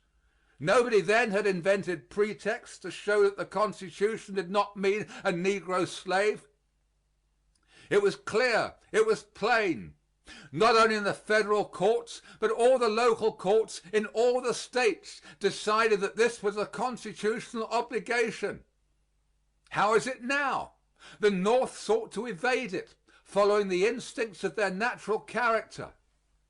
They commenced with the fraudulent fiction that fugitives were entitled to habeas corpus, entitled to trial by jury in the state to which they fled. They pretended to believe that our fugitive slaves were entitled to more rights than their white citizens. Perhaps they were right. They know one another better than I do. You may charge a white man with treason or felony or other crime, and you do not require any trial by jury before he is given up. There is nothing to determine but that he is legally charged with a crime and that he fled, and then he is to be delivered up upon demand. White people are delivered up every day in this way, but not slaves. Slaves, black people, you say, are entitled to trial by jury. And in this way schemes have been invented to defeat your plain constitutional obligations. Senators, the Constitution is a compact. It contains all our obligations and the duties of the federal government. I am content and have ever been content to sustain it. While I doubt its perfection, while I do not believe it was a good compact, and while I never saw the day that I would have voted for it as a proposition de novo, yet I am bound to it by oath and by that common prudence which would induce men to abide by established forms rather than to rush into unknown dangers. I have given to it and intend to give to it unfaltering support and allegiance. But I choose to put that allegiance on the true ground, not on the false idea that anybody's blood was shed for it. I say that the Constitution is the whole compact. All the obligations, all the chains that fetter the limbs of my people are nominated in the bond, and they wisely excluded any conclusion against them by declaring that the powers not granted by the Constitution to the United States or forbidden by it to the States belong to the States respectively or the people. Now I will try it by that standard. I will subject it to that test. The law of nature, the law of justice would say, and it is so expounded by the publicists, that equal rights in the common property shall be enjoyed. Even in a monarchy, the king cannot prevent the subjects from enjoying equality in the disposition of the public property. Even in a despotic government, this principle is recognized. It was the blood and the money of the whole people, says the learned Grotius, and say all the publicists, which acquired the public property, and therefore it is not the property of the sovereign. This right of equality being then, according to justice and natural equity, a right belonging to all states, when did we give it up? You say Congress has a right to pass rules and regulations concerning the territory and other property of the United States. Very well. Does that exclude those whose blood and money paid for it? Does dispose of mean to rob the rightful owners? You must show a better title than that, or a better sword than we have. What then will you take? You will take nothing but your own judgment. That is, you will not only judge for yourselves, not only discard the court, discard our construction, discard the practice of the government, but you will drive us out simply because you will it. Come and do it.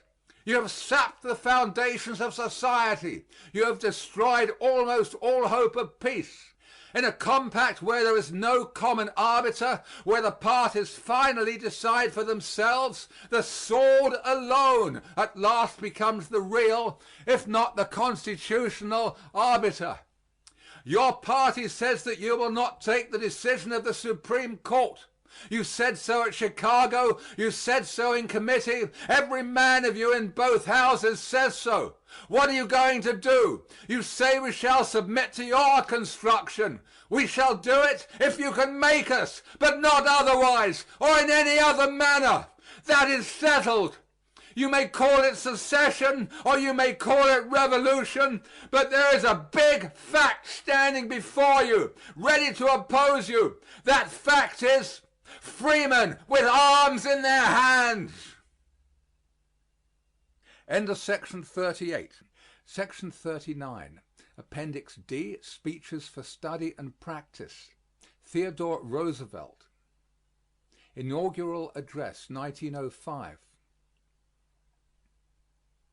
My fellow citizens, no people on earth have more cause to be thankful than ours, and this is said reverently, in no spirit of boastfulness in our own strength, but with gratitude to the Giver of good, who has blessed us with the conditions which have enabled us to achieve so large a measure of well-being and happiness.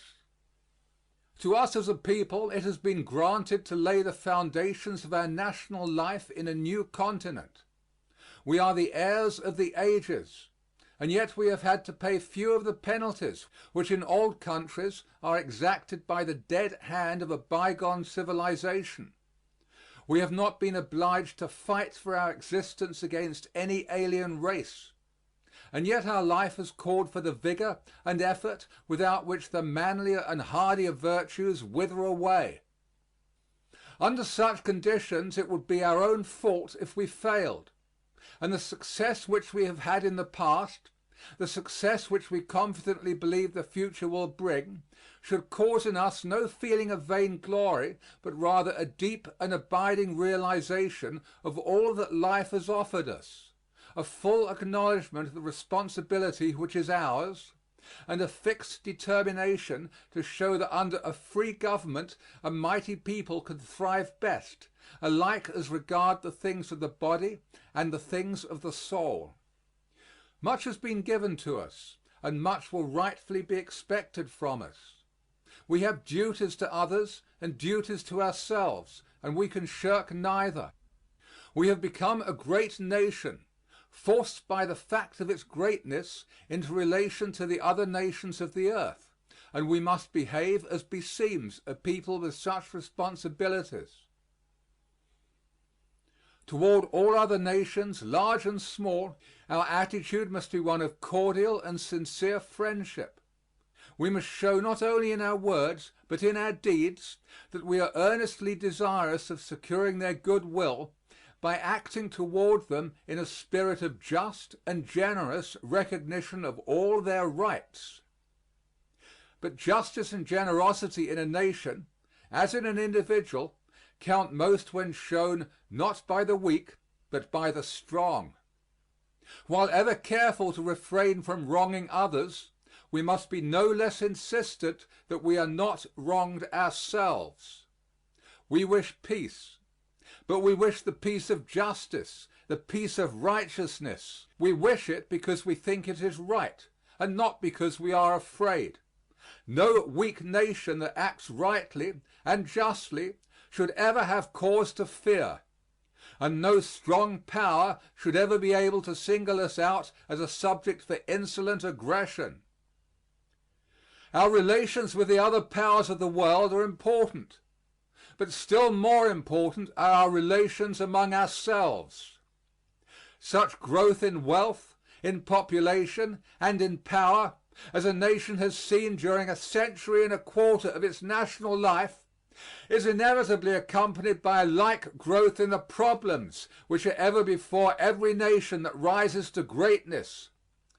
Power invariably means both responsibility and danger.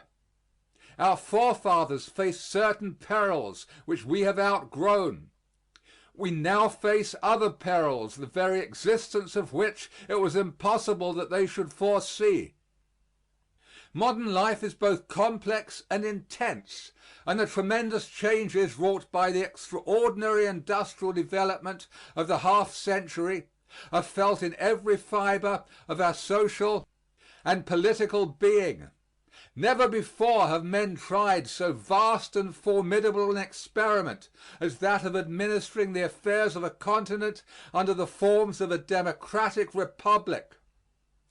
The conditions which have told for our marvelous material well-being, which have developed to a very high degree our energy, self-reliance, and individual initiative, also have brought the care and anxiety inseparable from the accumulation of great wealth in industrial centers. Upon the success of our experiment much depends, not only as regards our own welfare, but as regards the welfare of mankind. If we fail, the cause of free self-government throughout the world will rock to its foundations, and therefore our responsibility is heavy to ourselves, to the world as it is today, and to the generations yet unborn. There is no good reason why we should fear the future, but there is every reason why we should face it seriously, neither hiding from ourselves the gravity of the problems before us, nor fearing to approach these problems with the unbending, unflinching purpose to solve them aright. Yet after all, though the problems are new, though the tasks set before us differ from the tasks set before our fathers who founded and preserved this republic, the spirit in which these tasks must be undertaken and these problems faced, if our duty is to be well done, remains essentially unchanged. We know that self-government is difficult. We know that no people needs such high traits of character as that people which seeks to govern its affairs aright through the freely expressed will of the free men who compose it. But we have faith that we shall not prove false to memories of the men of the mighty past. They did their work. They left us the splendid heritage we now enjoy. We in turn have an assured confidence that we shall be able to leave this heritage unwasted and enlarged to our children's children. To do so, we must show, not merely in great crises, but in the everyday affairs of life, the qualities of practical intelligence, of courage, of hardihood and endurance, and, above all, the power of devotion to a lofty ideal which made great the men who founded this republic in the days of Washington, which made great the men who preserved this republic in the days of Abraham Lincoln. On American Motherhood, 1905. Footnote. From his speech in Washington on March 13, 1905, before the National Congress of Mothers, printed from a copy furnished by the President for this collection in response to a request. In our modern industrial civilization, there are many and grave dangers to counterbalance the splendors and the triumphs. It is not a good thing to see cities grow at disproportionate speed relatively to the country. For the small landowners, the men who own their little homes, and therefore to a very large extent the men who till farms, the men of the soil, have hitherto made the foundation of lasting national life in every state. And if the foundation becomes either too weak or too narrow, the superstructure, no matter how attractive, is in imminent danger of falling. But far more important than the question of the occupation of our citizens is the question of how their family life is conducted. No matter what that occupation may be, as long as there is a real home and as long as those who make up that home do their duty to one another, to their neighbors, and to the state, it is of minor consequence whether the man's trade is plied in the country or in the city, whether it calls for the work of the hands or for the work of the head. No piled up worth, no splendor of material growth, no brilliance of artistic development will permanently avail any people unless its home life is healthy, unless the average man possesses honesty, courage, common sense and decency, unless he works hard and is willing at need to fight hard, and unless the average woman is a good wife, a good mother, able and willing to perform the first and greatest duty of womanhood, able and willing to bear and to bring up, as they should be brought up, healthy children, sound in body, mind and character, and numerous enough so that the race shall increase and not decrease. There are certain old truths which will be true as long as this world endures, and which no amount of progress can alter. One of these is the truth that the primary duty of the husband is to be the homemaker, the breadwinner for his wife and children, and that the primary duty of the woman is to be the helpmate, the housewife and mother. The woman should have ample educational advantages, but save in exceptional cases, the man must be, and she need not be, and generally ought not to be, trained for a lifelong career as the family breadwinner. And therefore, after a certain point, the training of the two must normally be different, because the duties of the two are normally different. This does not mean inequality of function, but it does mean that normally there must be dissimilarity of function. On the whole, I think the duty of the woman the more important, the more difficult, and the more honorable of the two. On the whole, I respect the woman who does her duty even more than I respect the man who does his. No ordinary work done by a man is either as hard or as responsible as the work of a woman who is bringing up a family of small children. For upon her time and strength demands are made not only every hour of the day, but often every hour of the night. She may have to get up night after night to take care of a sick child, and yet must by day continue to do all her household duties as well. And if the family means a scant, she must usually enjoy even her rare holidays taking a whole brood of children with her. The birth pangs make all men the debtors of all women. Above all, our sympathy and regard are due to the struggling wives amongst those whom Abraham Lincoln called the plain people, and whom he so loved and trusted. For the lives of these women are often led on the lonely heights of quiet, self-sacrificing heroism. Just as the happiest and most honorable and most useful task that can be set any man is to earn enough for the support of his wife and family, for the bringing up and starting in life of his children, so the most important, the most honorable and desirable task which can be set any woman is to be a good and wise mother in a home marked by self-respect and mutual forbearance, by willingness to perform duty, and by refusal to sink into self-indulgence or avoid that which entails effort and self-sacrifice. Of course there are exceptional men and exceptional women who can do and ought to do much more than this, who can lead and ought to lead great careers of outside usefulness in addition to, not as substitutes for, their home work. But I am not speaking of exceptions. I am speaking of the primary duties. I am speaking of the average citizens, the average men and women who make up the nation. Inasmuch as I am speaking to an assemblage of mothers, I shall have nothing whatsoever to say in praise of an easy life. Yours is the work which is never ended.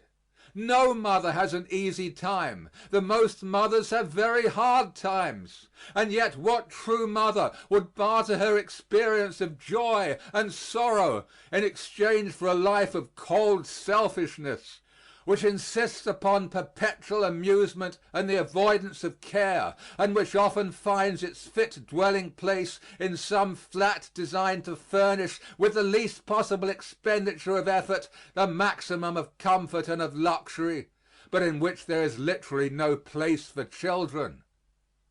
The woman who is a good wife, a good mother, is entitled to our respect as is no one else. But she is entitled to it only because and so long as she is worthy of it. Effort and self-sacrifice are the law of worthy life for the man as for the woman, though neither the effort nor the self-sacrifice may be the same for the one as for the other. I do not in the least believe in the patient Griselda type of woman, in the woman who submits to gross and long continued ill treatment, any more than I believe in a man who tamely submits to wrongful aggression. No wrongdoing is so abhorrent as wrongdoing by a man toward the wife and the children who should arouse every tender feeling in his nature.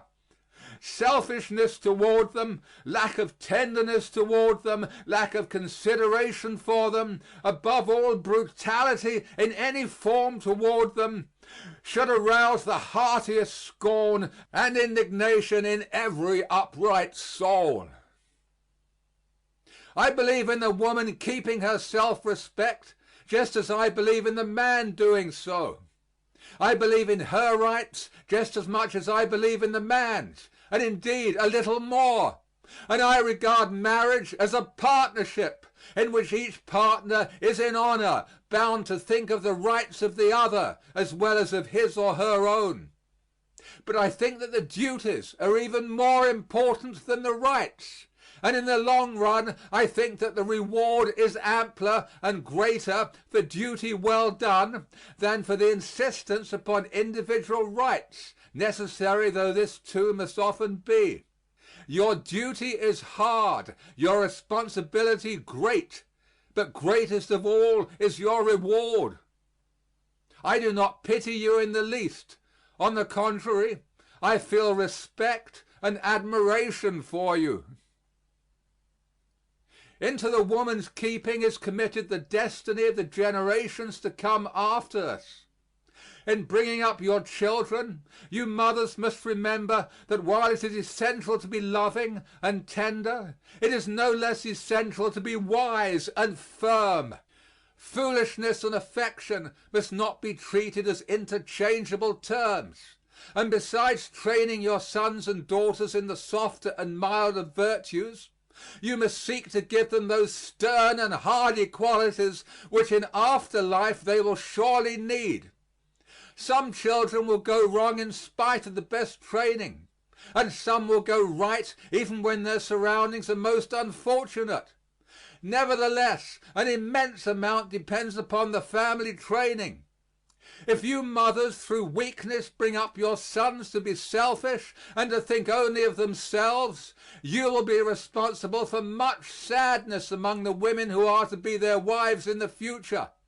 If you let your daughters grow up idle, perhaps under the mistaken impression that as you yourselves have had to work hard, they should know only enjoyment, you are preparing them to be useless to others and burdens to themselves. Teach boys and girls alike that they are not to look forward to lives spent in avoiding difficulties, but to lives spent in overcoming difficulties. Teach them that work for themselves and also for others is not curse but a blessing. Seek to make them happy, to make them enjoy life, but seek also to make them face life with the steadfast resolution to wrest success from labor and adversity, and to do their whole duty before God and to man. Surely she who can thus train her sons and her daughters is thrice fortunate among women. There are many good people who are denied the supreme blessing of children, and for these we have the respect and sympathy always due to those who, from no fault of their own, are denied any of the other great blessings of life.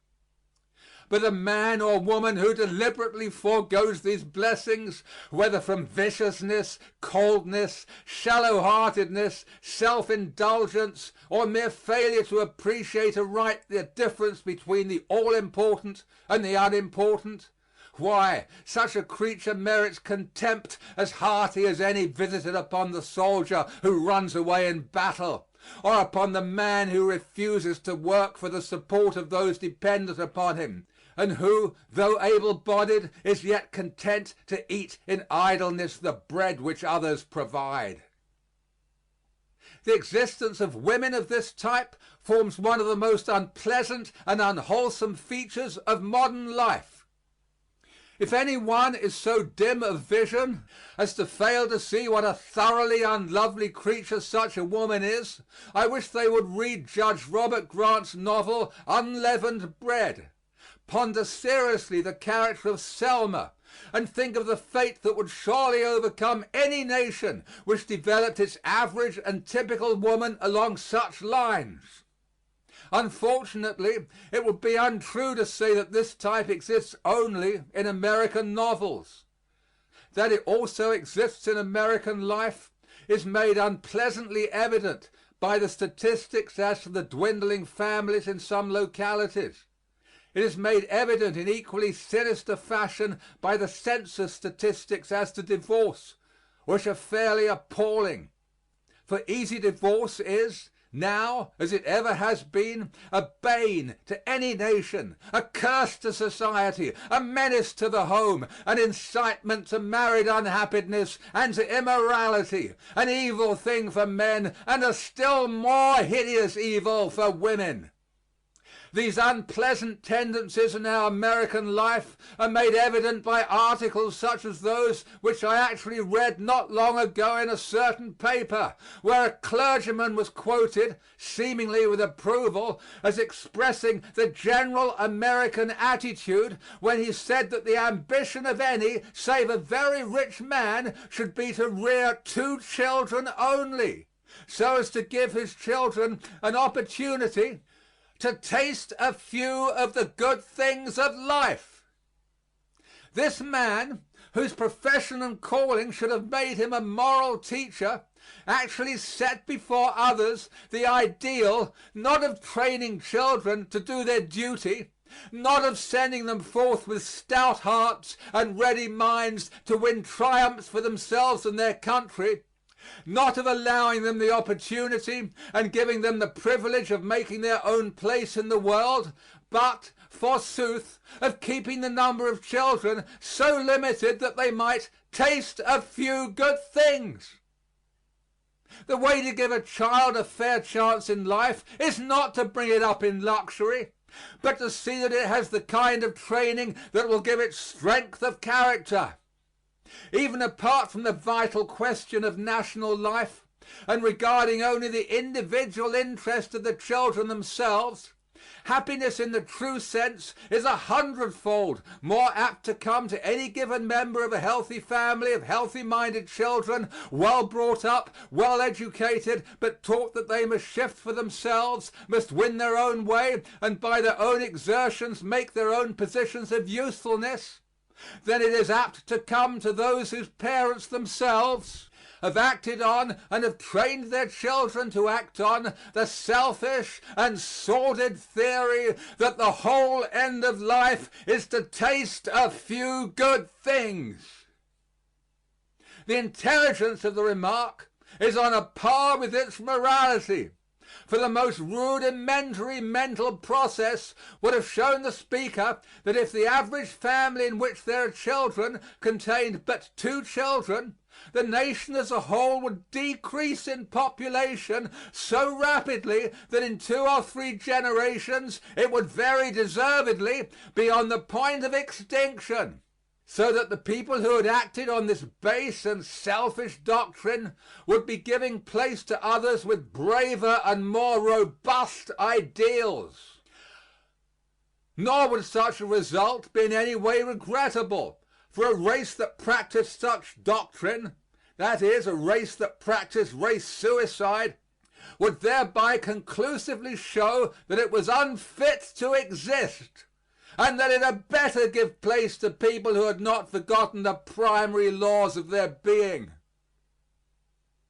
To sum up, then, the whole matter is simple enough. If either a race or an individual prefers the pleasure of more effortless ease, of self-indulgence, to the infinitely deeper, the infinitely higher pleasures that come to those who know the toil and the weariness, but also the joy of hard duty well done, why, that race or that individual must inevitably in the end pay the penalty of leading a life both vapid and ignoble.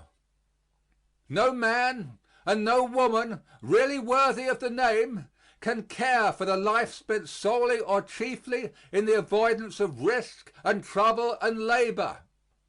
Save in exceptional cases, the prizes worth having in life must be paid for, and the life worth living must be a life of work for a worthy end, and ordinarily of work more for others than for one's self. The woman's task is not easy. No task worth doing is easy. But in doing it, and when she has done it, there shall come to her the highest and holiest joy known to mankind. And having done it, she shall have the reward prophesied in Scripture. For her husband and her children, yes, and all people who realize that her work lies at the foundation of all national happiness and greatness, shall rise up and call her blessed. End of section 39. Section 40. Appendix D. Speeches for Study and Practice. Alton B. Parker, The Call to Democrats. From a speech opening the National Democratic Convention at Baltimore, Maryland, June 1912. It is not the wild and cruel methods of revolution and violence that are needed to correct the abuses incident to our government as to all things human. Neither material nor moral progress lies that way. We have made our government and our complicated institutions by appeals to reason, seeking to educate all our people that day after day, year after year, century after century, they may see more clearly, act more justly, become more and more attached to the fundamental ideas that underlie our society. If we are to preserve undiminished the heritage bequeathed us and add to it those accretions without which society would perish, we shall need all the powers that the school, the church, the court, the deliberative assembly, and the quiet thought of our people can bring to bear. We're called upon to do battle against the unfaithful guardians of our Constitution and liberties, and the hordes of ignorance which are pushing forward only to the ruin of our social and governmental fabric. Too long has the country endured the offenses of the leaders of a party which once knew greatness. Too long have we been blind to the bacchanal of corruption. Too long have we listlessly watched the assembling of the forces that threaten our country and our firesides.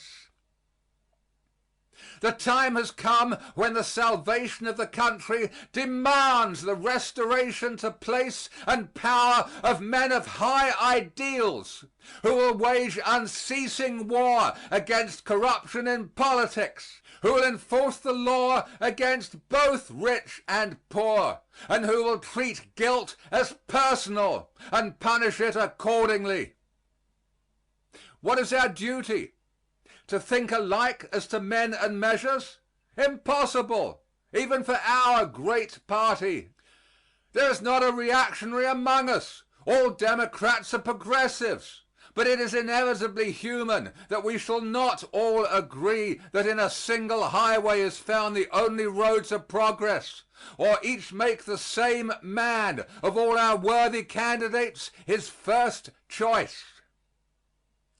It is possible, however, and it is our duty to put aside all selfishness, to consent cheerfully that the majority shall speak for each of us, and to march out of this convention shoulder to shoulder, intoning the praises of our chosen leader.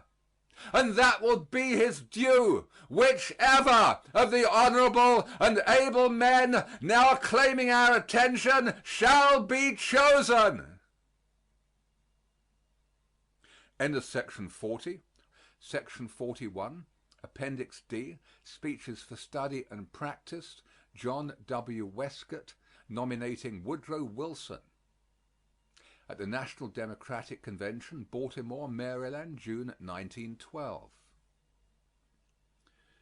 The New Jersey delegation is commissioned to represent the great cause of democracy and to offer you, as its militant and triumphant leader, a scholar, not a charlatan, a statesman, not a doctrinaire, a profound lawyer, not a splitter of legal hairs, a political economist, not an egotistical theorist, a practical politician who constructs, modifies, restrains, without disturbance and destruction, a resistless debater and consummate master of statement, not a mere sophist, a humanitarian, not a defamer of characters and lives, a man whose mind is at once cosmopolitan and composite of America, a gentleman of unpretentious habits, with the fear of God in his heart and the love of mankind exhibited in every act of his life. Above all, a public servant who has been tried to the uttermost and never found wanting, matchless, unconquerable, the ultimate Democrat, Woodrow Wilson.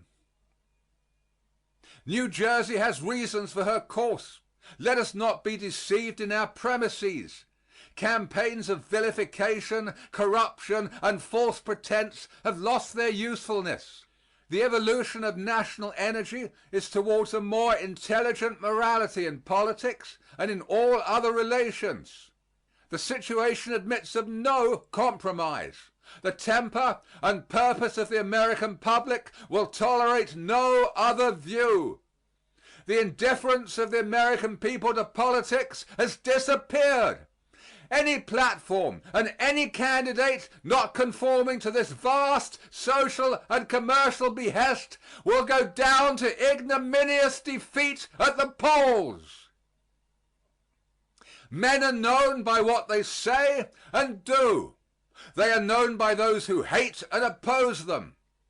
Many years ago, Woodrow Wilson said, "No man is great who thinks himself so, and no man is good who does not try to secure the happiness and comfort of others." This is the secret of his life. The deeds of this moral and intellectual giant are known to all men. They accord not with the shams and false pretenses of politics, but make national harmony with the millions of patriots determined to correct the wrongs of plutocracy and reestablish the maxims of American liberty in all their regnant beauty and practical effectiveness. New Jersey loves Woodrow Wilson, not for the enemies he has made. New Jersey loves him for what he is. New Jersey argues that Woodrow Wilson is the only candidate who can not only make Democratic success a certainty, but secure the electoral vote of almost every state in the Union.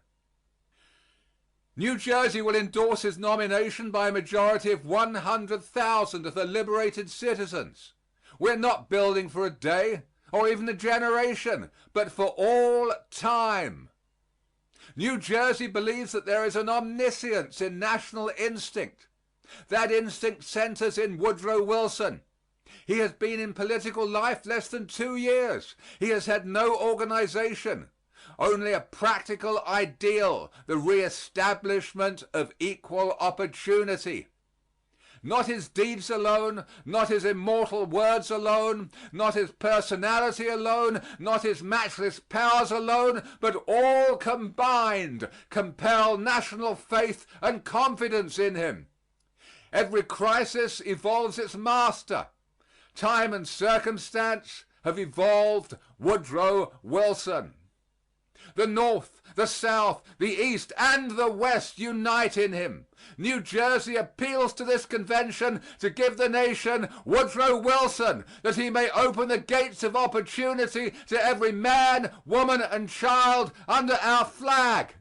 By reforming abuses and thereby teaching them, in his matchless words, to release their energies intelligently, that peace, justice, and prosperity may reign.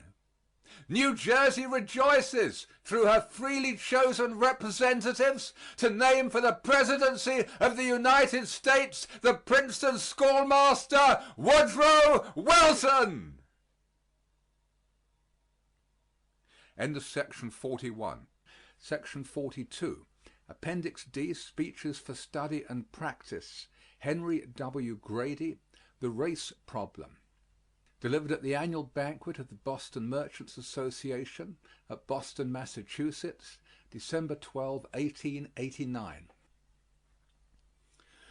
Mr. President, bidden by your invitation to a discussion of the race problem, forbidden by occasion to make a political speech, I appreciate, in trying to reconcile orders with propriety, the perplexity of the little maid who, bidden to learn to swim, was yet adjured, "Now go, my darling, hang your clothes on a hickory limb, and don't go near the water."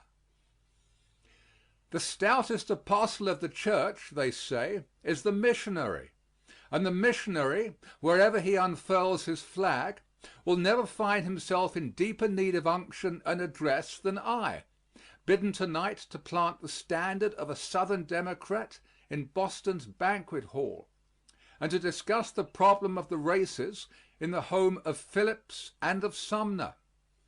But, Mr. President, if a purpose to speak in perfect frankness and sincerity, if earnest understanding of the vast interests involved, if a consecrating sense of what disaster may follow further misunderstanding and estrangement, if these may be counted upon to steady undisciplined speech and to strengthen an untried arm, then, sir, I shall find the courage to proceed.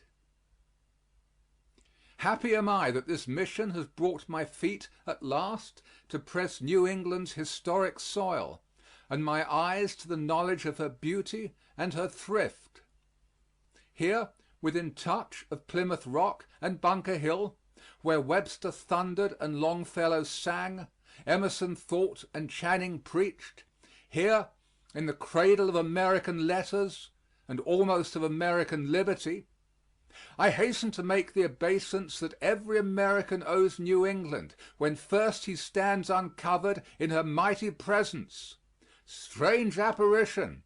This stern and unique figure, carved from the ocean and the wilderness, its majesty kindling and growing amid the storms of winter and of wars, until at last the gloom was broken, its beauty disclosed in the sunshine, and the heroic workers rested at its base, while startled kings and emperors gazed and marveled that from the rude touch of this handful cast on a bleak and unknown shore should have come the embodied genius of human government and the perfected model of human liberty.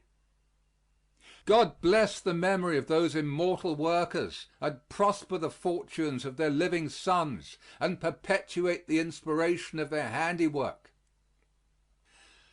2 years ago, sir, I spoke some words in New York that caught the attention of the North. As I stand here to reiterate, as I have done everywhere, every word I then uttered, to declare that the sentiments I then avowed were universally approved in the South, I realize that the confidence begotten by that speech is largely responsible for my presence here tonight. I should dishonor myself if I betrayed that confidence by uttering one insincere word, or by withholding one essential element of the truth.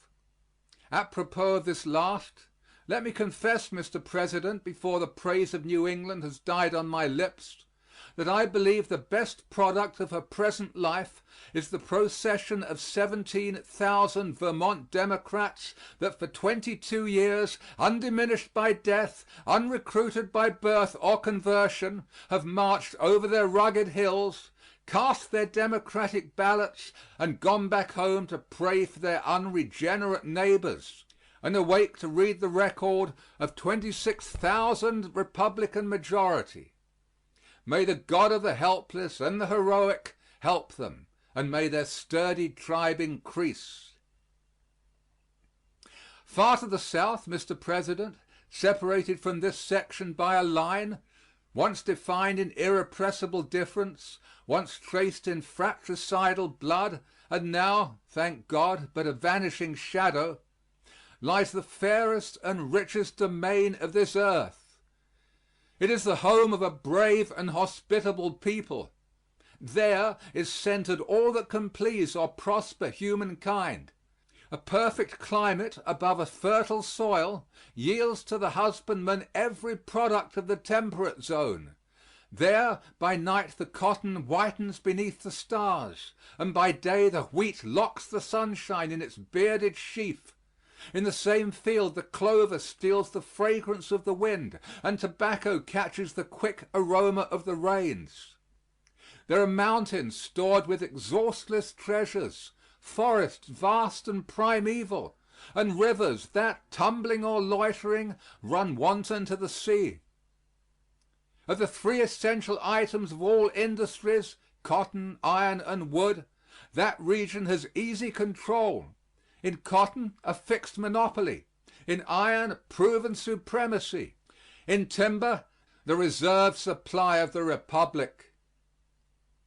From this assured and permanent advantage, against which artificial conditions cannot much longer prevail, has grown an amazing system of industries. Not maintained by human contrivance of tariff or capital, afar off from the fullest and cheapest source of supply, but resting in divine assurance, within touch of field and mine and forest, not set amid costly farms from which competition has driven the farmer in despair, but amid cheap and sunny lands, rich with agriculture, to which neither season nor soil has set a limit. This system of industries is mounting to a splendor that shall dazzle and illumine the world. That, sir, is the picture and the promise of my home, a land better and fairer than I have told you, and yet but fit setting in its material excellence for the loyal and gentle quality of its citizenship. Against that, sir, we have New England, recruiting the Republic from its sturdy loins, shaking from its overcrowded hives new swarms of workers, and touching this land all over with its energy and its courage.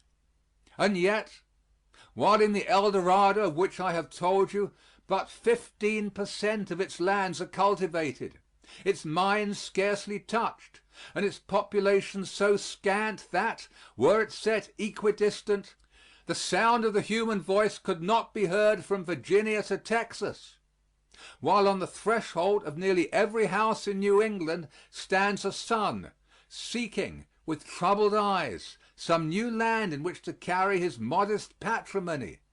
The strange fact remains that in 1880 the South had fewer Northern-born citizens than she had in 1870, fewer in 70 than in 60. Why is this? Why is it, sir, though the section line be now but a mist that the breath may dispel, fewer men of the North have crossed it over to the South than when it was crimson with the best blood of the Republic, or even when the slaveholders stood guard every inch of its way? There can be but one answer. It is the very problem we are now to consider. The key that opens that problem will unlock to the world the fairest half of this Republic, and free the halted feet of thousands whose eyes are already kindling with its beauty.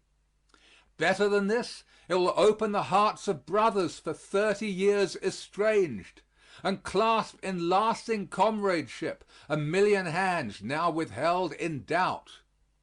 Nothing, sir, but this problem and the suspicions it breeds hinders a clear understanding and a perfect union.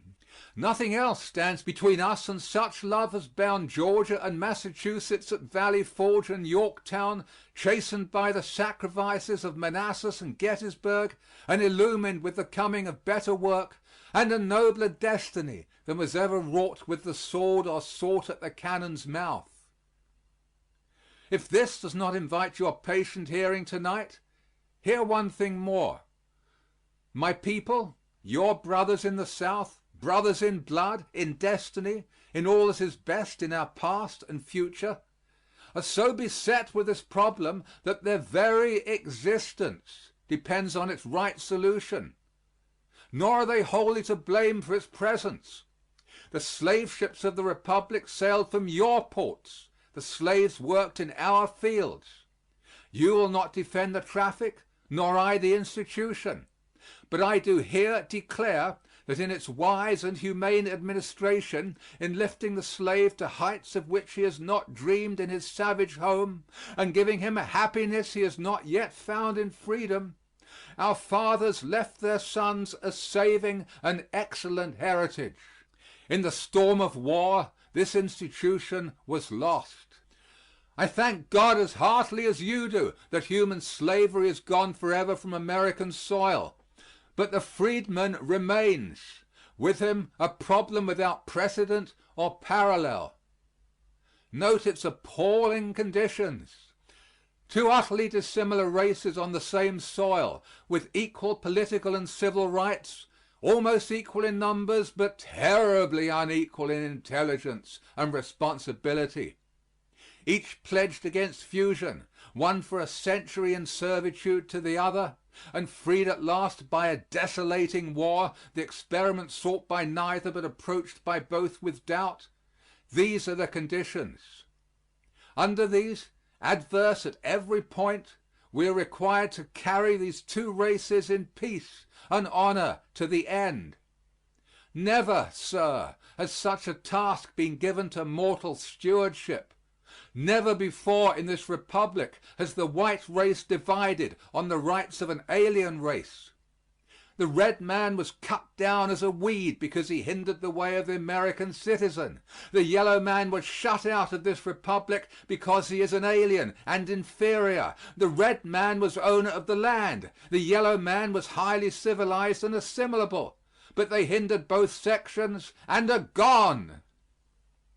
But the black man, affecting but one section, is clothed with every privilege of government and pinned to the soil, and my people commanded to make good at any hazard and at any cost his full and equal heirship of American privilege and prosperity.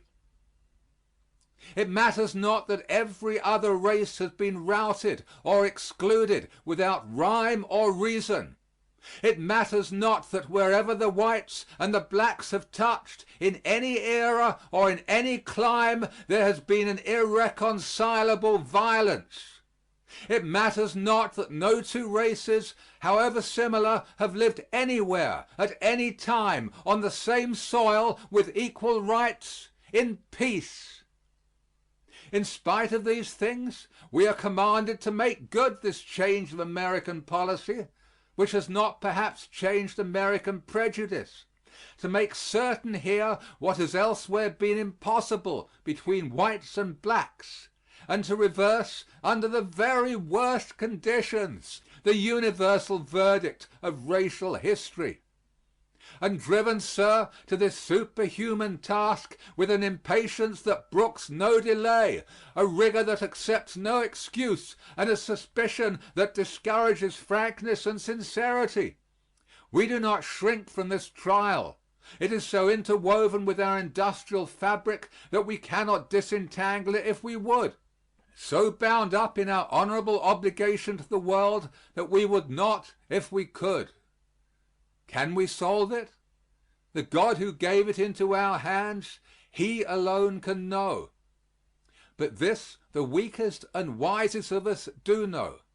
We cannot solve it with less than your tolerant and patient sympathy, with less than the knowledge that the blood that runs in your veins is our blood, and that, when we have done our best, whether the issue be lost or won, we shall feel your strong arms about us and hear the beating of your approving hearts.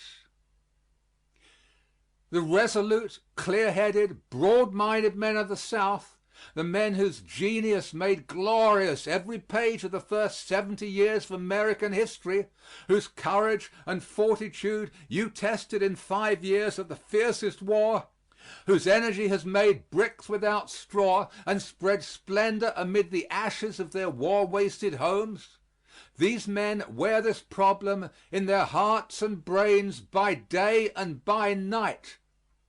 They realize, as you cannot, what this problem means, what they owe to this kindly and dependent race, the measure of their debt to the world, in whose despite they defended and maintained slavery. And though their feet are hindered in its undergrowth, and their march cumbered with its burdens, they have lost neither the patience from which comes clearness nor the faith from which comes courage. Nor, sir, when in passionate moments is disclosed to them that vague and awful shadow, with its lurid abysses and its crimson stains, into which I pray God they may never go, are they struck with more of apprehension than is needed to complete their consecration. Such is the temper of my people. But what of the problem itself? Mr. President, we need not go one step further unless you concede right here that the people I speak for are as honest, as sensible, and as just as your people, seeking as earnestly as you would in their place to rightly solve the problem that touches them at every vital point. If you insist that they are ruffians, blindly striving with bludgeon and shotgun to plunder and oppress a race, then I shall sacrifice my self-respect and tax your patience in vain. But admit that they are men of common sense and common honesty, wisely modifying an environment they cannot wholly disregard, guiding and controlling as best they can the vicious and irresponsible of either race, compensating error with frankness and retrieving in patience what they lost in passion, and conscious all the time that wrong means ruin. Admit this, and we may reach an understanding tonight. The President of the United States, in his late message to Congress discussing the plea that the South should be left to solve this problem, asks, are they at work upon it? What solution do they offer? When will the black man cast a free ballot? When will he have the civil rights that are his? I shall not here protest against a partisanry that, for the first time in our history, in time of peace, has stamped with the great seal of our government a stigma upon the people of a great and loyal section. Though I gratefully remember that the great dead soldier who held the helm of state for the 8 stormiest years of Reconstruction never found need for such a step, and though there is no personal sacrifice I would not make to remove this cruel and unjust imputation on my people from the archives of my country. But, sir, backed by a record on every page of which is progress, I venture to make earnest and respectful answer to the questions that are asked.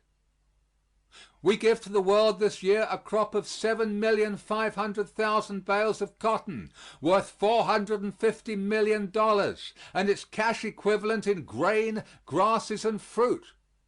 This enormous crop could not have come from the hands of sullen and discontented labor.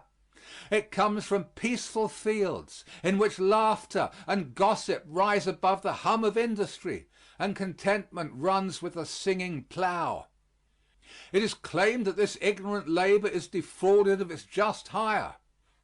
I present the tax books of Georgia, which show that the Negro 25 years ago a slave has in Georgia alone $10 million of assessed property, worth twice that much. Does not that record honor him and vindicate his neighbors? What people, penniless, illiterate, has done so well? For every Afro-American agitator stirring the strife in which alone he prospers, I can show you 1,000 Negroes happy in their cabin homes, tilling their own land by day, and at night taking from the lips of their children the helpful message their state sends them from the schoolhouse door. And the schoolhouse itself bears testimony. In Georgia we added last year $250,000 to the school fund, making a total of more than $1 million. And this in the face of prejudice not yet conquered, of the fact that the whites are assessed for $368 million, the blacks for $10 million, and yet 49% of the beneficiaries are black children. And in the doubt of many wise men if education helps or can help our problem. Charleston, with her taxable values cut half in two since 1860, pays more in proportion for public schools than Boston.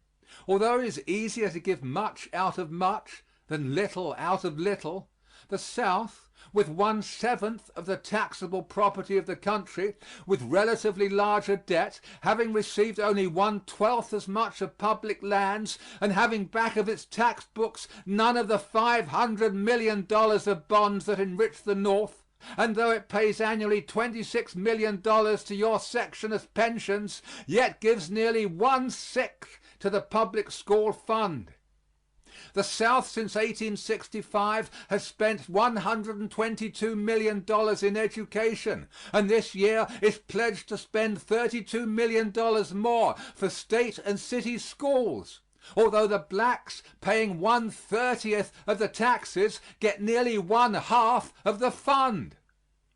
Go into our fields and see whites and blacks working side by side, on our buildings in the same squad, in our shops at the same forge. Often the blacks crowd the whites from work, or lower wages by their greater need and simpler habits, and yet are permitted because we want to bar them from no avenue in which their feet are fitted to tread. They could not there be elected orators of white universities, as they have been here, but they do enter there 100 useful trades that are closed against them here. We hold it better and wiser to tend the weeds in the garden than to water the exotic in the window. In the South there are Negro lawyers, teachers, editors, dentists, doctors, preachers, multiplying with the increased ability of their race to support them. In villages and towns they have their military companies equipped from the armories of the state, their churches and societies built and supported largely by their neighbors. What is the testimony of the courts? In penal legislation we have steadily reduced felonies to misdemeanors, and have led the world in mitigating punishment for crime, that we might save, as far as possible, this dependent race from its own weakness. In our penitentiary record 60% of the prosecutions are Negroes, and in every court the Negro criminal strikes the colored juror that white men may judge his case. In the North 1 Negro in every 185 is in jail. In the South only 1 in 446. In the North the percentage of Negro prisoners is 6 times as great as that of native whites. In the South only 4 times as great. If prejudice wrongs him in Southern courts, the record shows it to be deeper in Northern courts. I assert here, and a bar as intelligent and upright as the bar of Massachusetts will solemnly endorse my assertion, that in the Southern courts, from highest to lowest, pleading for life, liberty, or property, the Negro has distinct advantage because he is a Negro, apt to be overreached, oppressed, and that this advantage reaches from the juror in making his verdict to the judge in measuring his sentence. Now, Mr. President, can it be seriously maintained that we are terrorizing the people from whose willing hands comes every year $1,000 million of farm crops? Or have robbed a people who, 25 years from unrewarded slavery, have amassed in one state $20 million of property? Or that we intend to oppress the people we are arming every day? Or deceive them when we are educating them to the utmost limit of our ability? Or outlaw them when we work side by side with them? Or re-enslave them under legal forms, when for their benefit we have even imprudently narrowed the limit of felonies and mitigated the severity of law? My fellow countrymen, as you yourselves may sometimes have to appeal at the bar of human judgment for justice and for right, give to my people tonight the fair and unanswerable conclusion of these incontestable facts. But it is claimed that under this fair seeming there is disorder and violence. This I admit, and there will be until there is one ideal community on earth after which we may pattern. But how widely is it misjudged? It is hard to measure with exactness whatever touches the Negro. his helplessness, his isolation, his century of servitude. These dispose us to emphasize and magnify his wrongs. This disposition, inflamed by prejudice and partisanry, has led to injustice and delusion. Lawless men may ravage a county in Iowa, and it is accepted as an incident. In the South, a drunken row is declared to be the fixed habit of the community. Regulators may whip vagabonds in Indiana by platoons, and it scarcely arrests attention. A chance collision in the South among relatively the same classes is gravely accepted as evidence that one race is destroying the other. We might as well claim that the Union was ungrateful to the colored soldier who followed its flag because a Grand Army post in Connecticut closed its door to a Negro veteran, as for you to give racial significance to every incident in the South, or to accept exceptional grounds as the rule of our society. I am not one of those who becloud American honor with the parade of the outrages of either section, and belie American character by declaring them to be significant and representative. I prefer to maintain that they are neither, and stand for nothing but the passion and sin of our poor fallen humanity. If society, like a machine, were no stronger than its weakest part, I should despair of both sections. But knowing that society, sentient and responsible in every fiber, can mend and repair until the whole has the strength of the best, I despair of neither. These gentlemen who come with me here, knit into Georgia's busy life as they are, never saw, I dare assert, an outrage committed on a Negro. And if they did, no one of you would be swifter to prevent or punish. It is through them and the men and women who think with them, making 9/10 of every Southern community, that these two races have been carried thus far with less of violence than would have been possible anywhere else on earth. And in their fairness and courage and steadfastness, more than in all the laws that can be passed, all the bayonets that can be mustered, is the hope of our future. When will the blacks cast a free ballot? When ignorance anywhere is not dominated by the will of the intelligent. When the laborer anywhere casts a vote unhindered by his boss. When the vote of the poor anywhere is not influenced by the power of the rich. When the strong and the steadfast do not everywhere control the suffrage of the weak and shiftless, then, and not till then, will the ballot of the Negro be free. The white people of the South are banded, Mr. President, not in prejudice against the blacks, not in sectional estrangement, not in the hope of political dominion, but in a deep and abiding necessity. Here is this vast, ignorant, and purchasable vote, clannish, credulous, impulsive, and passionate, tempting every art of the demagogue, but insensible to the appeal of the statesman. Wrongly started in that it was led into alienation from its neighbor and taught to rely on the protection of an outside force, it cannot be merged and lost in the two great parties through logical currents, for it lacks political conviction, and even that information on which conviction must be based. It must remain a faction, strong enough in every community to control on the slightest division of the whites. Under that division it becomes the prey of the cunning and unscrupulous of both parties. Its credulity is imposed upon, its patience inflamed, its cupidity tempted, its impulses misdirected, and even its superstition made to play its part in a campaign in which every interest of society is jeopardized and every approach to the ballot box debauched. It is against such campaigns as this, the folly and the bitterness and the danger of which every Southern community has drunk deeply, that the white people of the South are banded together. Just as you in Massachusetts would be banded if 300,000 men, not one in 100 able to read his ballot, banded in race instinct, holding against you the memory of a century of slavery, taught by your late conquerors to distrust and oppose you, had already travestied legislation from your State House, and in every species of folly or villainy had wasted your substance and exhausted your credit. But admitting the right of the whites to unite against this tremendous menace, we are challenged with the smallness of our vote.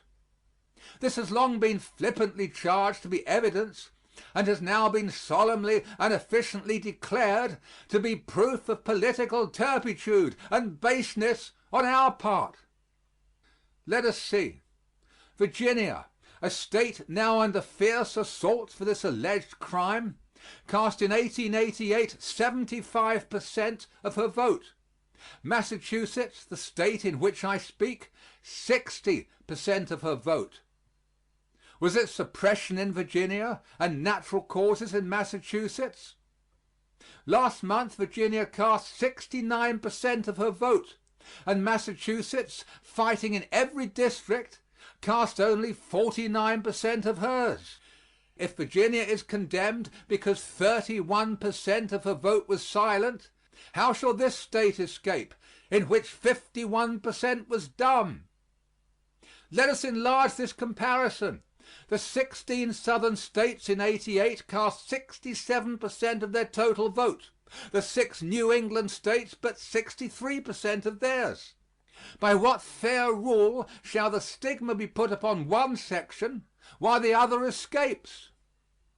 A congressional election in New York last week, with the polling place in touch of every voter, brought out only 6,000 votes of 28,000.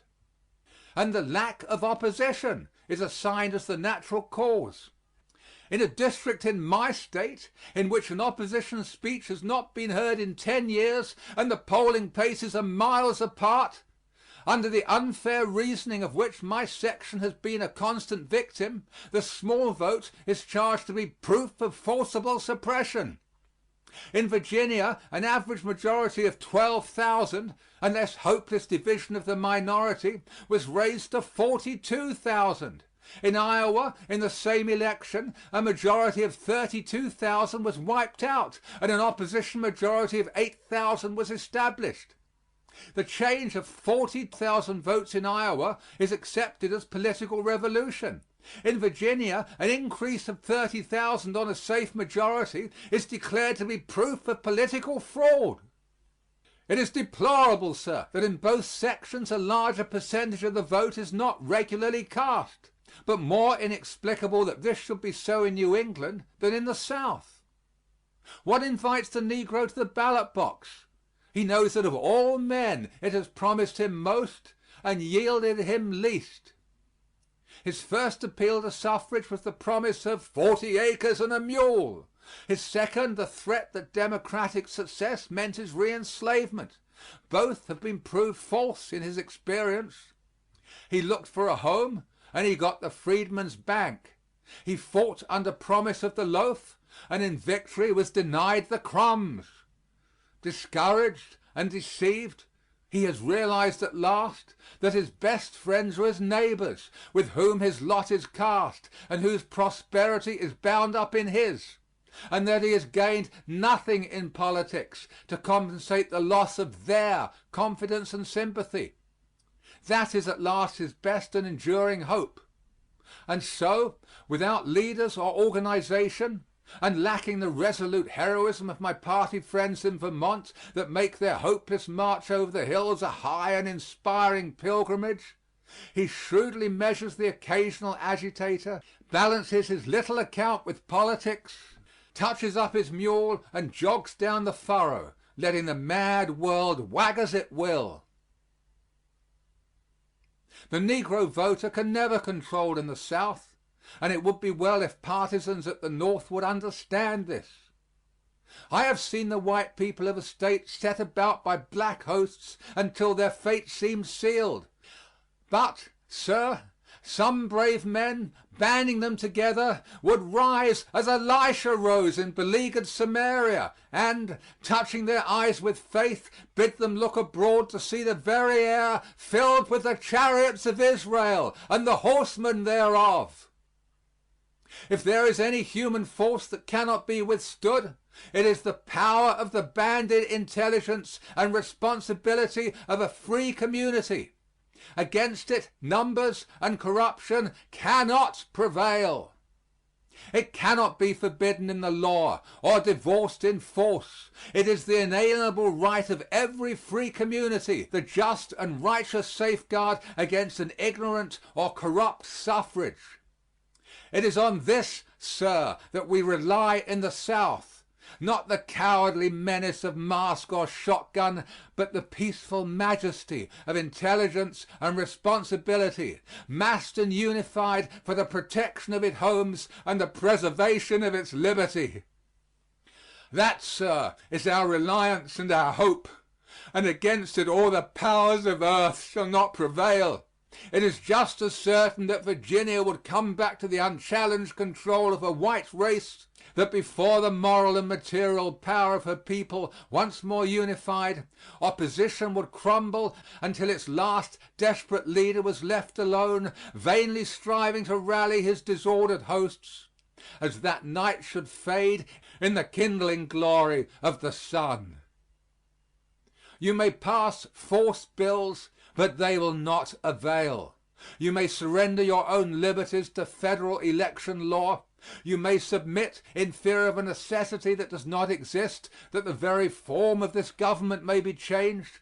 You may invite federal interference with the New England town meeting that has been for 100 years the guarantee of local government in America.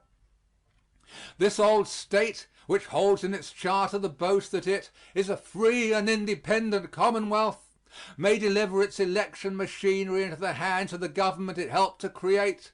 But never, sir, will a single state of this Union, North or South, be delivered again to the control of an ignorant and inferior race.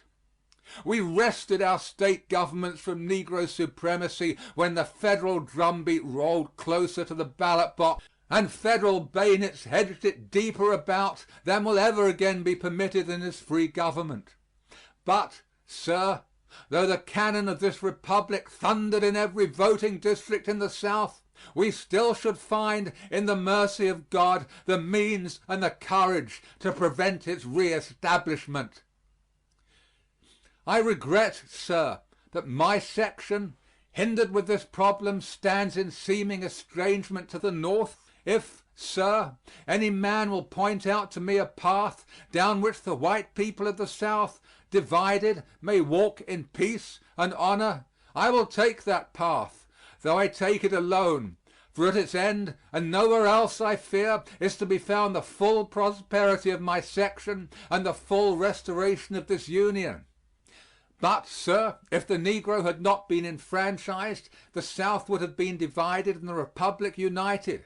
His enfranchisement, against which I enter no protest, holds the South united and compact. What solution then can we offer for the problem? Time alone can disclose it to us. We simply report progress and ask your patience.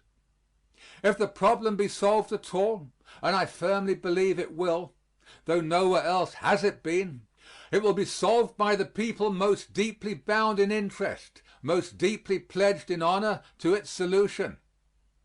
I had rather see my people render back this question rightly solved than to see them gather all the spoils over which faction has contended since Catiline conspired and Caesar fought.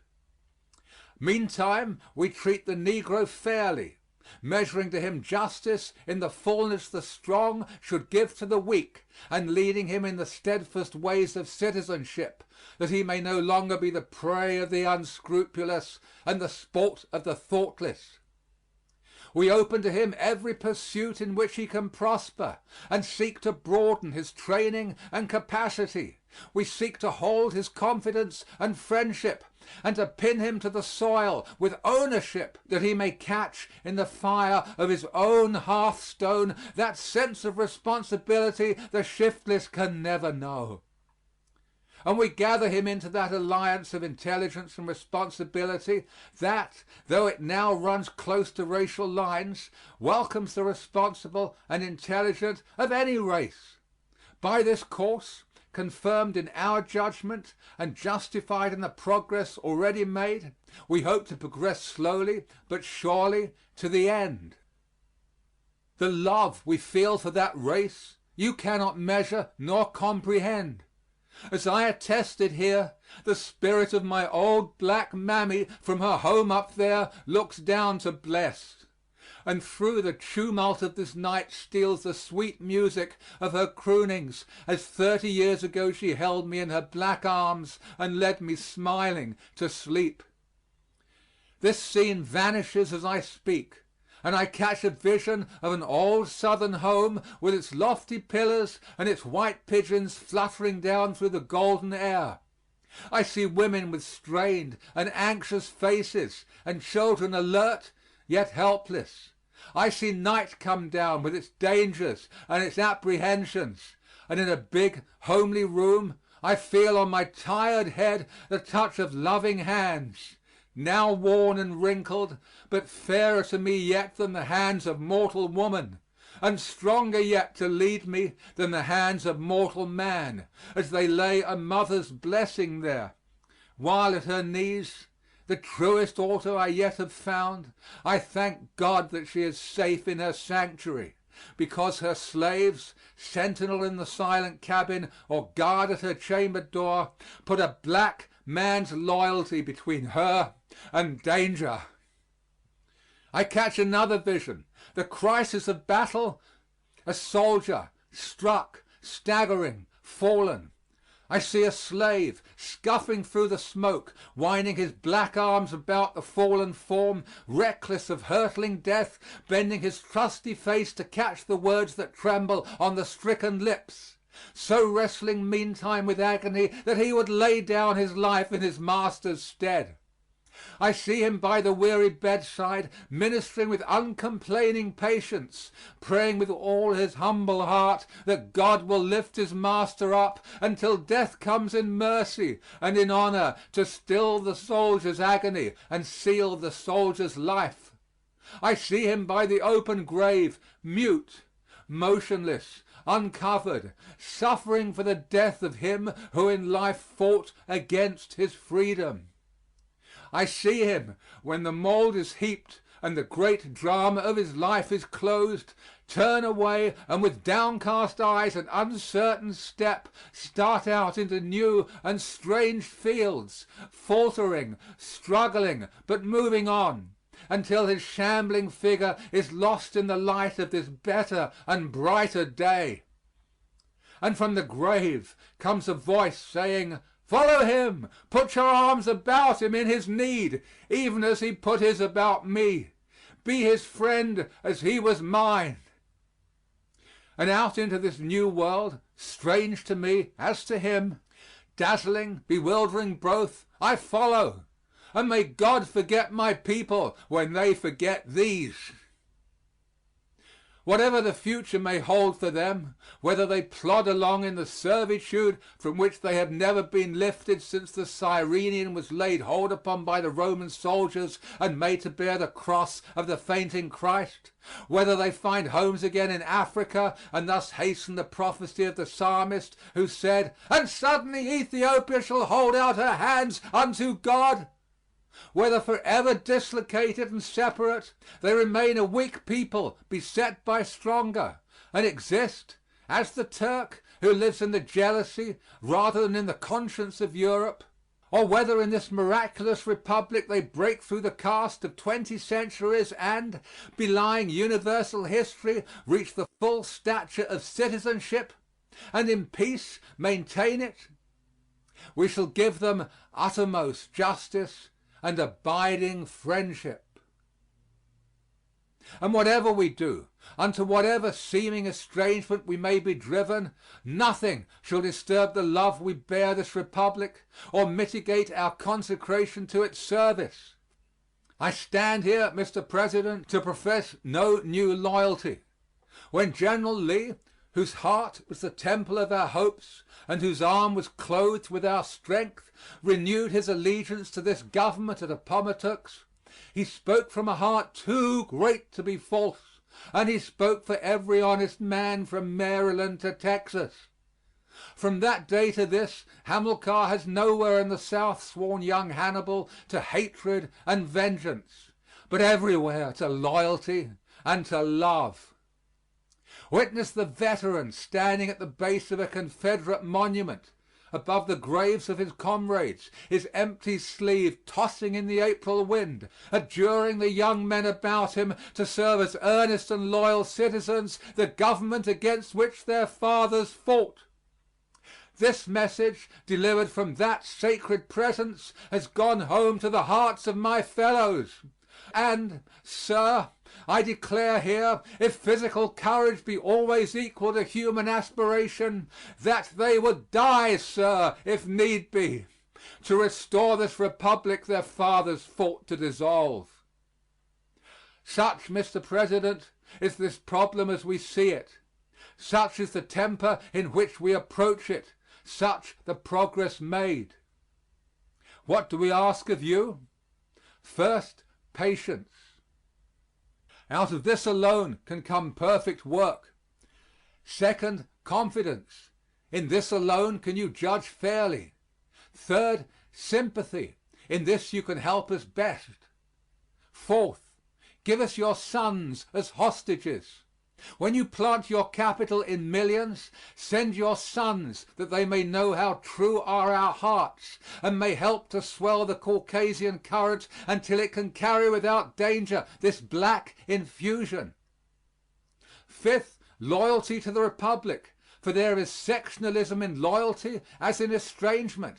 This hour little needs the loyalty that is loyal to one section and yet holds the other in enduring suspicion and estrangement.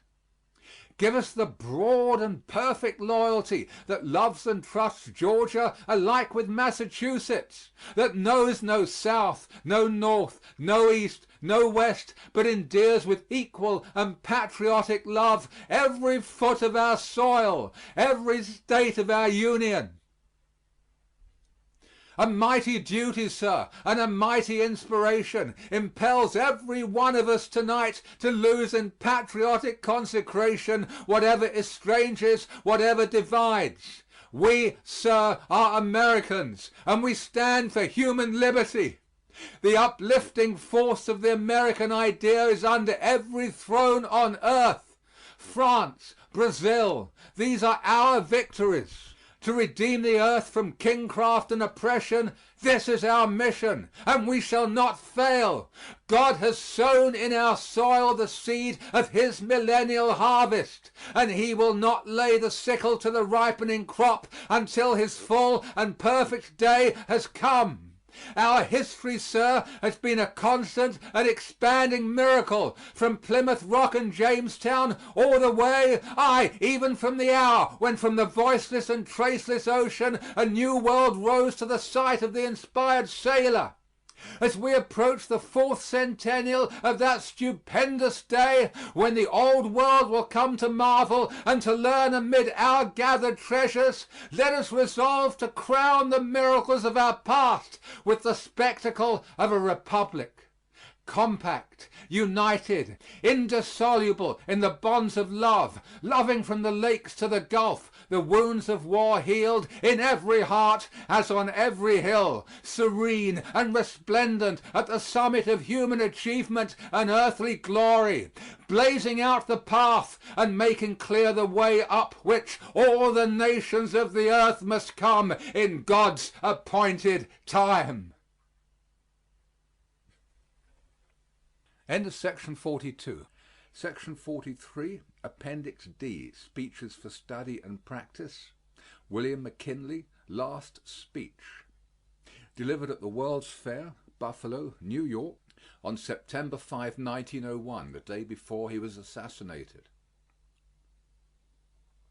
I am glad again to be in the city of Buffalo and exchange greetings with her people, to whose generous hospitality I am not a stranger, and with whose good will I have been repeatedly and signally honored. Today I have additional satisfaction in meeting and giving welcome to the foreign representatives assembled here, whose presence and participation in this exposition have contributed in so marked a degree to its interest and success. To the commissioners of the Dominion of Canada and the British colonies, the French colonies, the republics of Mexico and of Central and South America, and the commissioners of Cuba and Puerto Rico, who share with us in this undertaking, we give the hand of fellowship and felicitate with them upon the triumphs of art, science, education, and manufacture which the old has bequeathed to the new century. Expositions are the timekeepers of progress. They record the world's advancement. They stimulate the energy, enterprise, and intellect of the people and quicken human genius. They go into the home. They broaden and brighten the daily life of the people. They open mighty storehouses of information to the student. Every exposition, great or small, has helped to some onward step. Comparison of ideas is always educational, and, as such, instructs the brain and hand of man. Friendly rivalry follows, which is the spur to industrial improvement, the inspiration to useful invention, and to high endeavor in all departments of human activity. It exacts a study of the wants, comforts, and even the whims of the people, and recognizes the efficacy of high quality and low prices to win their favor. The quest for trade is an incentive to men of business to devise, invent, improve, and economize in the cost of production. Business life, whether among ourselves or with other peoples, is ever a sharp struggle for success. It will be none the less in the future. Without competition we would be clinging to the clumsy and antiquated process of farming and manufacture and the methods of business of long ago, and the 20th would be no further advanced than the 18th century. But though commercial competitors we are, commercial enemies we must not be. The Pan American Exposition has done its work thoroughly, presenting in its exhibits evidences of the highest skill and illustrating the progress of the human family in the Western Hemisphere. This portion of the earth has no cause for humiliation for the part it has performed in the march of civilization. It has not accomplished everything, far from it. It has simply done its best. And without vanity or boastfulness, and recognizing the manifold achievements of others, it invites the friendly rivalry of all the powers in the peaceful pursuits of trade and commerce, and will cooperate with all in advancing the highest and best interests of humanity. The wisdom and energy of all the nations are none too great for the world work. The success of art, science, industry, and invention is an international asset and a common glory. After all, how near one to the other is every part of the world. Modern inventions have brought into close relation widely separated peoples and make them better acquainted. Geographic and political divisions will continue to exist, but distances have been effaced. Swift ships and fast trains are becoming cosmopolitan. They invade fields which a few years ago were impenetrable. The world's products are exchanged as never before, and with increasing transportation facilities come increasing knowledge and larger trade. Prices are fixed with mathematical precision by supply and demand, The world's selling prices are regulated by market and crop reports. We travel greater distances in a shorter space of time and with more ease than was ever dreamed of by the fathers. Isolation is no longer possible or desirable. The same important news is read, though in different languages, the same day in all Christendom. The telegraph keeps us advised of what is occurring everywhere, and the press foreshadows, with more or less accuracy, the plans and purposes of the nations. Market prices of products and of securities are hourly known in every commercial mart, and the investments of the people extend beyond their own national boundaries into the remotest parts of the earth. Vast transactions are conducted and international exchanges are made by the tick of the cable. Every event of interest is immediately bulletined. The quick gathering and transmission of news, like rapid transit, are of recent origin and are only made possible by the genius of the inventor and the courage of the investor. It took a special messenger of the government, with every facility known at the time for rapid travel, 19 days to go from the city of Washington to New Orleans with a message to General Jackson that the war with England had ceased and a treaty of peace had been signed. How different now! We reached General Miles in Puerto Rico, and he was able through the military telegraph to stop his army on the firing line with the message that the United States and Spain had signed a protocol suspending hostilities. We knew almost instanter of the first shots fired at Santiago, and the subsequent surrender of the Spanish forces was known at Washington within less than an hour of its consummation. The first ship of Cervera's fleet had hardly emerged from that historic harbor when the fact was flashed to our capital, and the swift destruction that followed was announced immediately through the wonderful medium of telegraphy.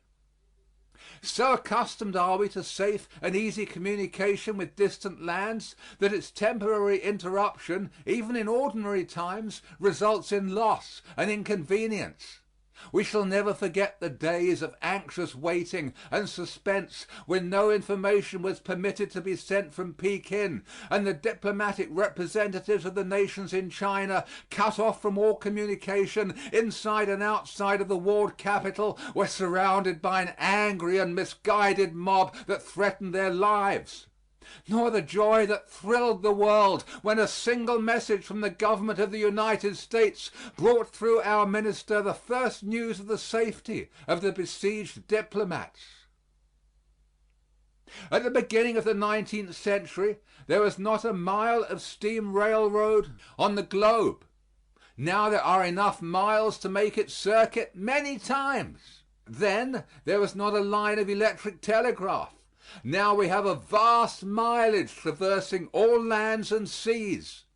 God and man have linked the nations together. No nation can longer be indifferent to any other.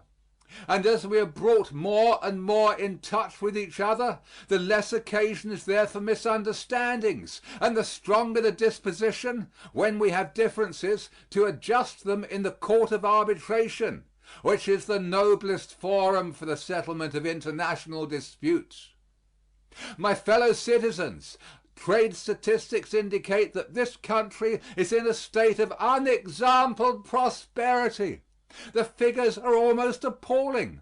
They show that we are utilizing our fields and forests and mines, and that we are furnishing profitable employment to the millions of working men throughout the United States, bringing comfort and happiness to their homes, and making it possible to lay by savings for old age and disability.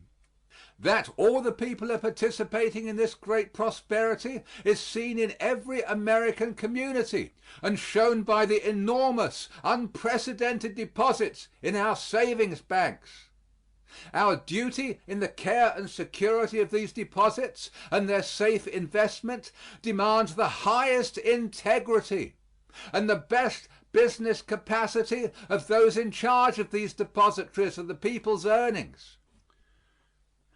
We have a vast and intricate business, built up through years of toil and struggle, in which every part of the country has its stake, which will not permit of either neglect or of undue selfishness. No narrow, sordid policy will subserve it. The greatest skill and wisdom on the part of manufacturers and producers will be required to hold and increase it. Our industrial enterprises, which have grown to such great proportions, affect the homes and occupations of the people and the welfare of the country. Our capacity to produce has developed so enormously, and our products have so multiplied, that the problem of more markets requires our urgent and immediate attention.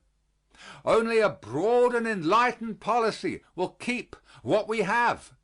No other policy will get more. In these times of marvelous business energy and gain, we ought to be looking to the future, strengthening the weak places in our industrial and commercial systems, that we may be ready for any storm or strain. By sensible trade arrangements which will not interrupt our home production, we shall extend the outlets for our increasing surplus.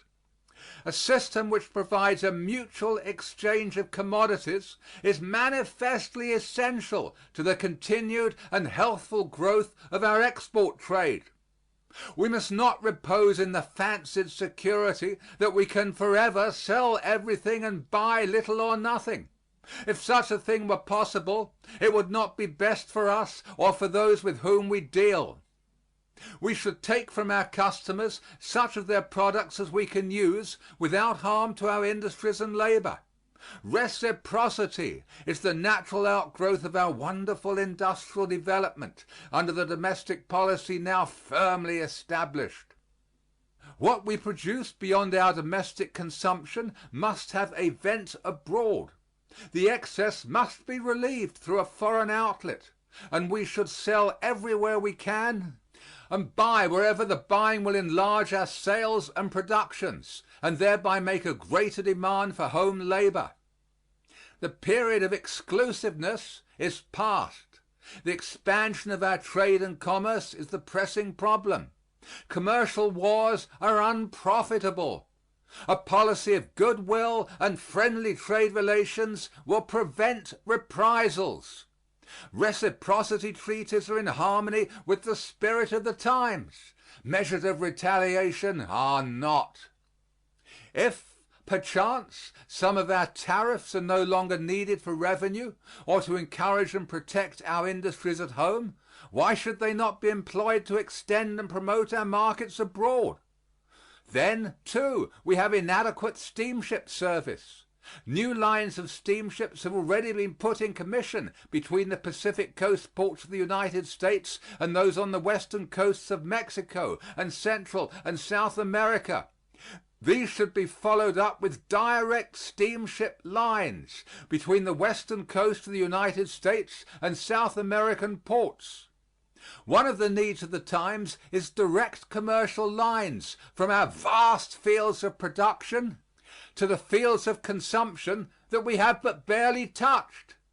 Next in advantage to having the thing to sell is to have the conveyance to carry it to the buyer. We must encourage our merchant marine. We must have more ships. They must be under the American flag, built and manned and owned by Americans. These will not only be profitable in a commercial sense, they will be messengers of peace and amity wherever they go.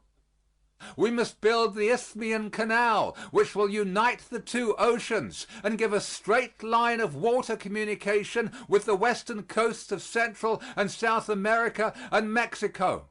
The construction of a Pacific cable cannot be longer postponed.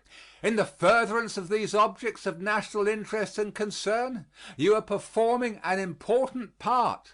This exposition would have touched the heart of that American statesman whose mind was ever alert and thought ever constant for a larger commerce and a truer fraternity of the republics of the New World. His broad American spirit is felt and manifested here. He needs no identification to an assemblage of Americans anywhere. For the name of Blaine is inseparably associated with the Pan American movement which finds here practical and substantial expression, and which we all hope will be firmly advanced by the Pan American Congress that assembles this autumn in the capital of Mexico. The good work will go on. It cannot be stopped.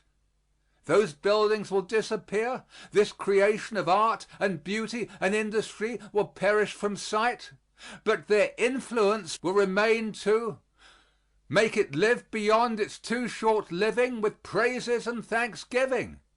Who can tell the new thoughts that have been awakened, the ambitions fired, and the high achievements that will be wrought through this exposition?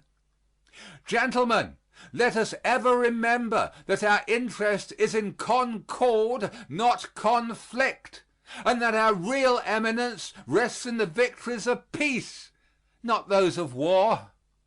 We hope that all who are represented here may be moved to higher and nobler efforts for their own and the world's good, and that out of this city may come not only greater commerce and trade for us all, but more essential than these, relations of mutual respect, confidence, and friendship, which will deepen and endure. Our earnest prayer is that God will graciously vouchsafe prosperity, happiness, and peace to all our neighbors, and like blessings to all the peoples and powers of earth. End of section 43.